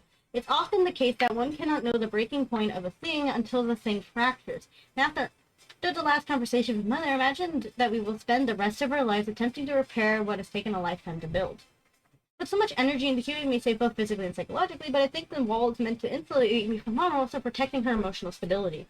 As the truth came pouring out the last time we spoke, I could hear a trembling in her voice that I think was a reverberation of the collapse of her world. I don't imagine my mother and I will talk very much anymore, and while there are still some things I don't understand, I think I know enough. Oof. Yeah, I'm on the last part, I just remembered, oh no. Uh-oh. Here we go. After Josh disappeared, his parents had done all they could to find him. From the very first day, the police had suggested they contact all of Josh's friends' parents to see if he was with them. They did this, of course, but not one of them had seen him and any idea where he might be. The police have been unable to turn over any new information about Josh's whereabouts, despite the fact that they have received several anonymous phone calls from a woman urging them to compare this with the case's stalking case that opened about 6 years before. If Josh's mother's grip on the world loosened when her son vanished, it broke when Veronica died. She had seen many people die at the hospital, but there's no amount of desensitization. I can't read it, oh my god. I'm trying so hard. I can't say it, fuck. Desensitized, there we go. That can fortify a person against the death of her own child. She visited Veronica twice a day since she was recuperating at a different hospital, once before her shift and once afterwards. On the day Veronica died, her mother was late leaving work, and by the time she arrived at the hospital, Veronica had already passed. It was too much for her, and over the next couple of weeks, she became increasingly more unstable. She'd often wander outside, yelling for both Josh and Veronica to come home, and there were several times her husband found her wandering around my old neighborhood in the middle of the night, half-clothed and frantically searching for her son and daughter. Oh, the poor lady. Due to his wife's mental deterioration, Josh's dad could no longer travel for work and began taking construction jobs that were less well-paying, so he could be closer to home. When they began expanding my old neighborhood more, about 3 months after Veronica died, Josh's dad applied for every position and was hired. He qualified to lead the build sites, and he took the job as a laborer to help build frames and clean up the lawns, preparing fences, and anything to keep him from traveling. They had been clearing the woods in the area next to tributaries to form the land into inhabitable property. Josh's dad was tasked with the responsibility of leveling the recently deforested lot. And this job guaranteed him at least several weeks of work. On the third day he had arrived at the spot he could not level. Each time he drove over it, it would remain lower than the surrounding lands. Frustrated, he got off the machine to survey the area and was tempted to simply pack more dirt into the depression, but he knew that would only be an aesthetic and temporary solution. I worked for the construction for years now, knew that root systems from large trees that had been recently cut down would often decompose, leaving weaknesses in the soil that would manifest weaknesses in the foundations above. He weighed his options, looked at the dig with a shovel, in case the problem was shallow enough to fix without needing a machine that would need to be brought over from another site. As my mother described where this was, I knew I had been at the spot both before the soil was broken and before it had been filled in. I felt a tightening in my chest. He dug a small hole about 3 feet down and shoveled and collided with something hard. He smashed the shovel against it repeatedly in an attempt to gauge the thickness of the root and the density of the network, when suddenly the shovel plunged through the resistance. Confused, he dug the hole wider. About half an hour of excavating, he found himself standing in a brown blanket-covered box about 7 feet long and 4 feet wide. Our minds work to avoid dissonance. If we hold a belief strongly enough, our minds will forcibly reject conflicting evidence so that we can maintain the integrity of our understanding of the world. Up until this very next moment, despite what all sense would have indicated, despite the fact that some but suffocated part of him understood what was supporting his weight, this man believed he knew his son was still alive. My mom received a call at 6 p.m. She knew who it was but couldn't understand what he was saying, but what she did comprehend made her leave immediately. Down here, now, son, please God. When she arrived, she found Josh's dad sitting perfectly still with his back to the hole. He was holding the shovel so tightly he seemed he might snap, and he was staring straight ahead with his eyes that looked lifeless as sharks. He wouldn't respond to any of her words, only reacted when she tried to gently take the shovel from him. He dragged his eyes slowly to her and just said, "I don't understand," he repeated, as if he had forgotten all other words. And my mother could hear him still muttering it as she walked past him to look in the hole. She told me she wished she had gouged her eyes out before she faced downward into that crater, and told her that I knew what she was about to say, and that she needed not continue. I looked at her face, and it was expressing a look of such intense despair that it caused my stomach to turn. I realized she had known of this for almost 10 years, and was hoping that she never had to tell me. As a result, she never came up with the proper arrangement of words to describe what she saw. As I still sit here, met with the same difficulty of articulation. Josh was dead. His face was sunken in and contorted in such a way that the mystery of hopelessness and all the world had been transferred into it. The assaulting smell of decay rose from the crypt, and my mother had to cover her nose and mouth to keep from vomiting. His skin was cracked, almost like crocodilian, and a stream of blood had flowed these lines and dried up on his face after pulling and staining the wood around his head. His eyes lay half-lidded and facing straight up. She said by the look of him he had not been long dead, and thus time had not brought the mercy of degradation to ease the pain and terror that was now etched into his face. She said it as he fixed his gaze right on her, his mouth open and offering alternate plea for help. The rest of his body, however, was invisible. Someone else was covering it. He was large and face down on top of Josh, as my mother's mind started to take in what Ezra attempted to tell her. She became aware of the significance of what she had laid. He was holding Josh, their legs frozen by death, but entangled like vines in some lush tropical forest. One arm rested under Josh's neck, only the wrap around his body so they might lay closer still. As the sun passed through the trees, the light became reflected by somehow pinned to Josh's shirt. Mother stooped one knee to raise the collar of her shirt over her nose so that she might block out the smell. When she saw she had cut the sun at her leg to abandon her, she nearly fell into the tomb. It was a picture. It was a picture of me as a child. Oh my god. She staggered backwards, gasping and trembling, and collided with Josh's father, who still 6 away from the hole. She understood why he called her, but she could not bring herself to tell him what she had kept from everyone now all these years. Josh's family never knew about the night I had woken up in the woods. She knew now that she should have told them, but to tell them now would help nothing. She sat there, resting her back against Josh's dad. He spoke. "I can't tell my wife. I can't tell her that a little boy." His speech staggered in fits as he pressed his wet face into the dirt-caked hands. She couldn't bear it. In the moment, he stood up, still shuddering, lumbered towards the grave. With final stop, he stepped down into the coffin. Josh's dad was a big man, but not as big as the man in the box. He grabbed the back of the man's collar and pulled it hard as he tended to the man with great emotion, but the collar ripped and the body fell back down on top of his son. "You motherfucker!" Grabbed the man by his shoulders and heaved him back, pulling out Josh's sack awkwardly upright against the grave. He did the man and staggered back. Oh god. Oh god, no. No, no, no, please god. Please god, no! The struggling but powerful woman, he lifted the corpse completely off the ground, and they both heard the sound of glass rolling against the wood. It was a bottle. Handed it to my mother. It was ether. Dude, I want to throw my hands up at this guy. It is so fucked up. Like, what the hell? It's ether. Oh gosh, he sobbed. "My boy, my baby boy. Why is there so much blood? What did he do to you?" Damn. My mother looked at the man who was now laying upward. She realized she was facing the person who had haunted our lives for over a decade. She imagined him so many times, always evil and always terrifying, and the cries of Josh's father seemed to confirm her worst fears. But as she stared into his face, she saw that this didn't look like who she imagined. This was just a man. Look at his frozen expressions. It actually looked serene. The corners were turned up only slightly. She saw that he was smiling, not the expected smile of a maniac who had found from a horror story, not the smile of a demon, or the smile of a fiend. It was the smile of contentment or satisfaction. Smile of bliss. It was the smile of love. She looked down from his face and saw a tremendous wound on his neck where the skin had been ripped out. She was relieved when she realized that the blood had not been Josh's. Perhaps he had suffered less. But this was a comfort was short-lived when she realized how long she was. She shoved her hand in her mouth and whispered, almost as if she was afraid to remind the world what had happened. They were alive. Josh must have bitten the man's neck in an attempt to get free, but although the man had died, Josh couldn't move him. I began crying when I thought of how long he must have laid there. She looked through the man's pocket for some kind of identification, but she only found a piece of paper. On it was a drawing of a man holding a small boy's, and next to the boy were initials. My initials. Oh, man. Hello, Ninja Bear Hunter. Welcome in. Welcome, welcome. We came right at the end of the story. We're reading Penpal.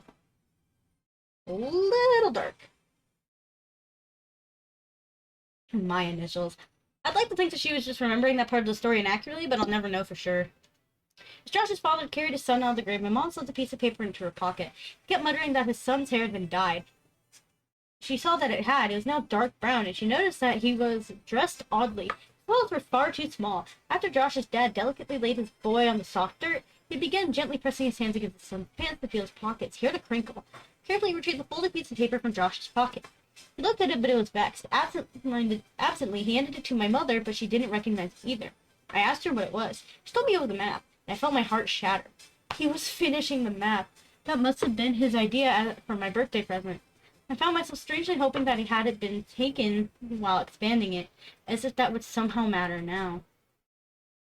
Josh's father grunted and looked to see him pushing the man's body back into the ground. As he walked towards the machine that he found a spot for him, he put his hand on the canister of gasoline and paused with his back towards my mother. You should go. I'm so sorry. It's not your fault. I did this. You can't think of it like that. There was something he interjected flatly, almost no emotion ago. About a month ago, a guy approached me as I was cleaning up the site and the development a block over. He asked me if I wanted to make some extra money because my wife's not working right now. I accepted. He told me that some kids had dug a bunch of holes on his property, and he offered me $100 to fill them in. He said that he wanted to take some pictures for the insurance company first, but if I came back after 5 p.m. the next day, that would be fine. I thought this guy was a sucker since I knew he did claim a lot for coming up for something with these. Someone would have done it anyway, but I needed the money, so I agreed. I didn't think he even had $100. But he put the bill in my hand, and I did the job the next day. I was so exhausted, I didn't even think about it after I was done. I didn't think about it today when I pulled up that same guy off my side. Oh. He pointed to the grave, and his motion started to push the hole as he broke his leg. He paid me $100 so that I would bury him with my boy.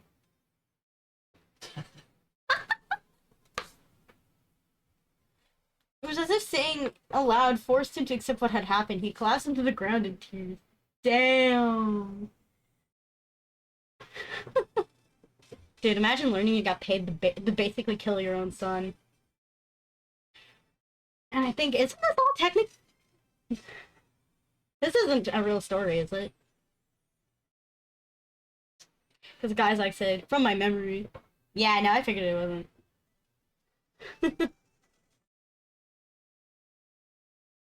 My mother could think of nothing to say and stood there in silence for what felt like a lifetime. She finally asked what he would do about Josh. His final resting place won't be here with this monster.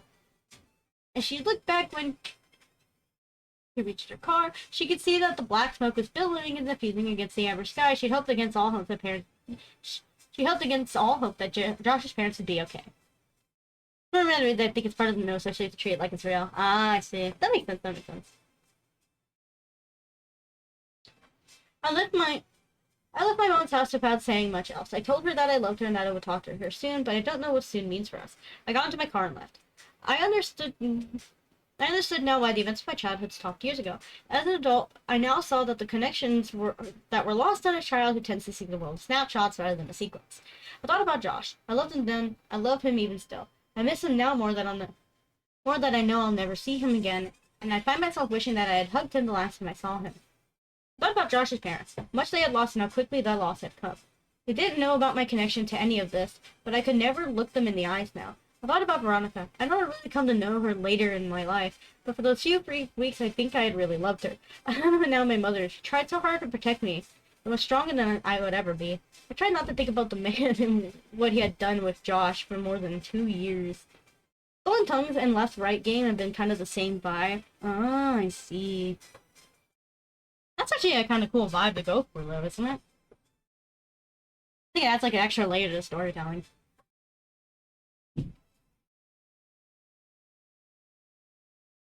And there's almost 400 comments underneath this. Jeez.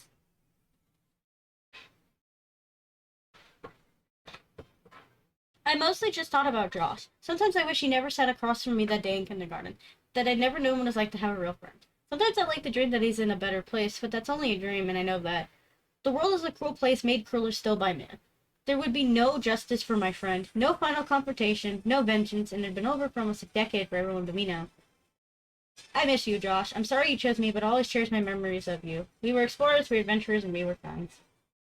And really cool from a formatting perspective. It reads like a regular post, even though it's just a cool story. Yeah, for real. It's pretty good. People are so good at writing stories. That's insane. But there we go. The end of Pen Pals. It only took 2 days.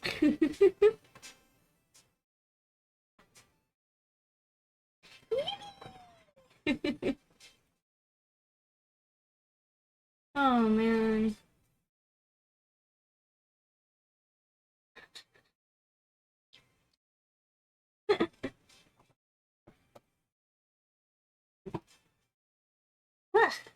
Yippee! That was long.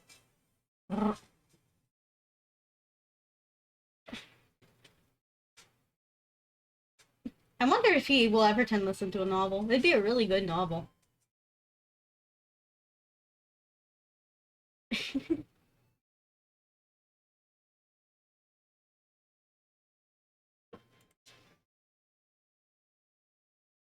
I don't know, it should be really good. I think it was made into a novel. Oh, let's see. Well, if it is, I'd like to read it.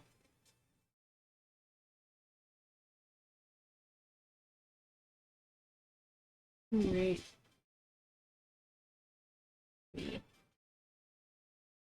There's the I Eat Crows. Yeah, there's a book format if you want to look at. Ooh, fancy. Let me find a super short one really quick. This one. That and Borska returned the books. Oh, I see. I found one that's estimated reading time. 1 minute. It's barely even something. This one's got a 1 minute read time. It's from April 3rd, 2008, called The Empty Vial.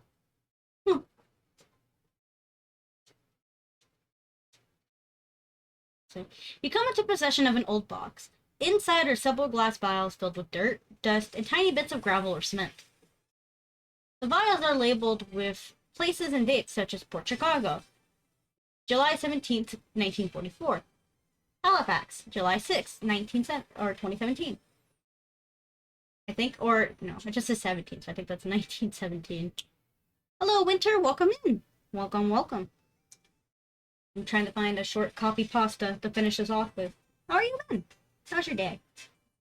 But yeah, I think this is supposed to be Halifax, July 6th, 1917. And then Guernica, July 17th, 1936. That's good. A trip to a library confirms that all the dates are massive loss of life and explosions. 8 days later, a package arrives with no return address. Inside is an empty vial labeled with your hometown and the next week's date. Woo!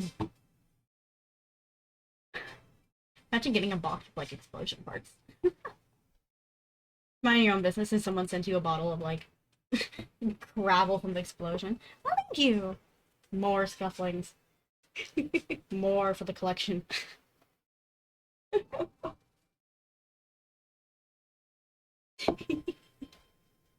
Let's lead. Let's find one more. Thank you. Thank you. This one's also a minute long. I want one that's more than a minute long. I would recommend Broadcast on stream, but it's really good, although it's pretty graphic as a warning. Oh, yeah, true. What's this one? Estimated reading time 1 minute. This one's called The Soft Places from April 19th, 2008. But yeah, I'll probably have to read it off screen. I probably won't do another creepypasta reading for at least a week, considering I did like 2 back-to-back. And I know Emmy does a creepypasta reading every week too. don't want to like steal her thunder. I just wanted to read spooky stories. Alright. There's a special word in each holy book of all great religions. The Quran, the New Testament, the Torah, the... I don't know how to pronounce that one. I really don't want to butcher a holy book. And the 9 other forgotten books spoken in the Dead Sea Scrolls. If all these words can be collected and spoken backwards in their native tongue, you will vanish to Elysia, the most beautiful of What? You can stay forever and return to Earth. If you stay too long, you'll forget about your life, but if you leave, you'll ever have to kill a child at each full moon. What? However, while you live, you have to, you have until... How long is this stream? It's like 3 hours. What the heck? Why is this one telling me to sacrifice babies to survive if I read holy books?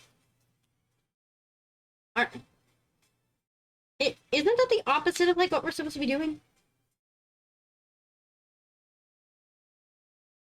Weird. Okay. That one was kind of crappy. Let me find one more. What's this one? This one's 2 minutes to read. We'll do this one. This one's called The Baron. These are all on the Creepypasta website. Exactly. Can't end on a weird book. Alright. An odd occurrence had been rumored to happen in a certain pub at night in southwest Germany.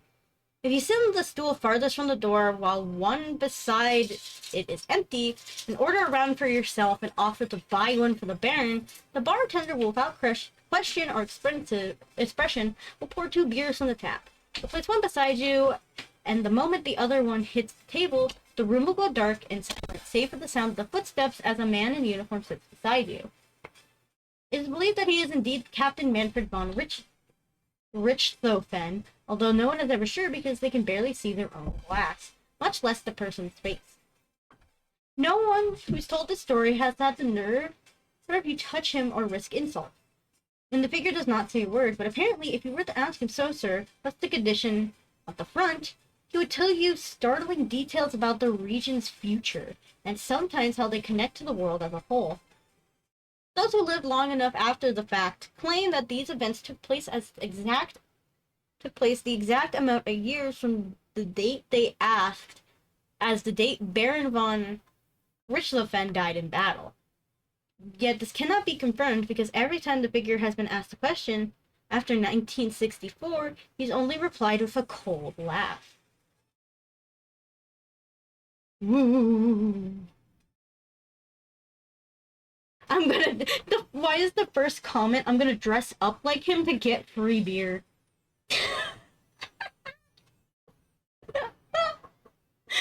Based. That's great.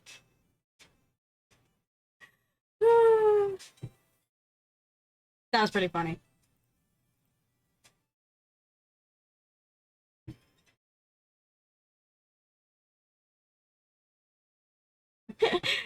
Alright, and with that, we will end it here. We're gonna get free beer for touching up at the Baron. Let's go! Yeah! It's really funny because there's like a pub/tavern next to me. Maybe I'll try it. We'll see. But anyway, thank you guys for coming in. I had fun. Thank you for being here. And now, I'm gonna go perish. Have a good night. You too.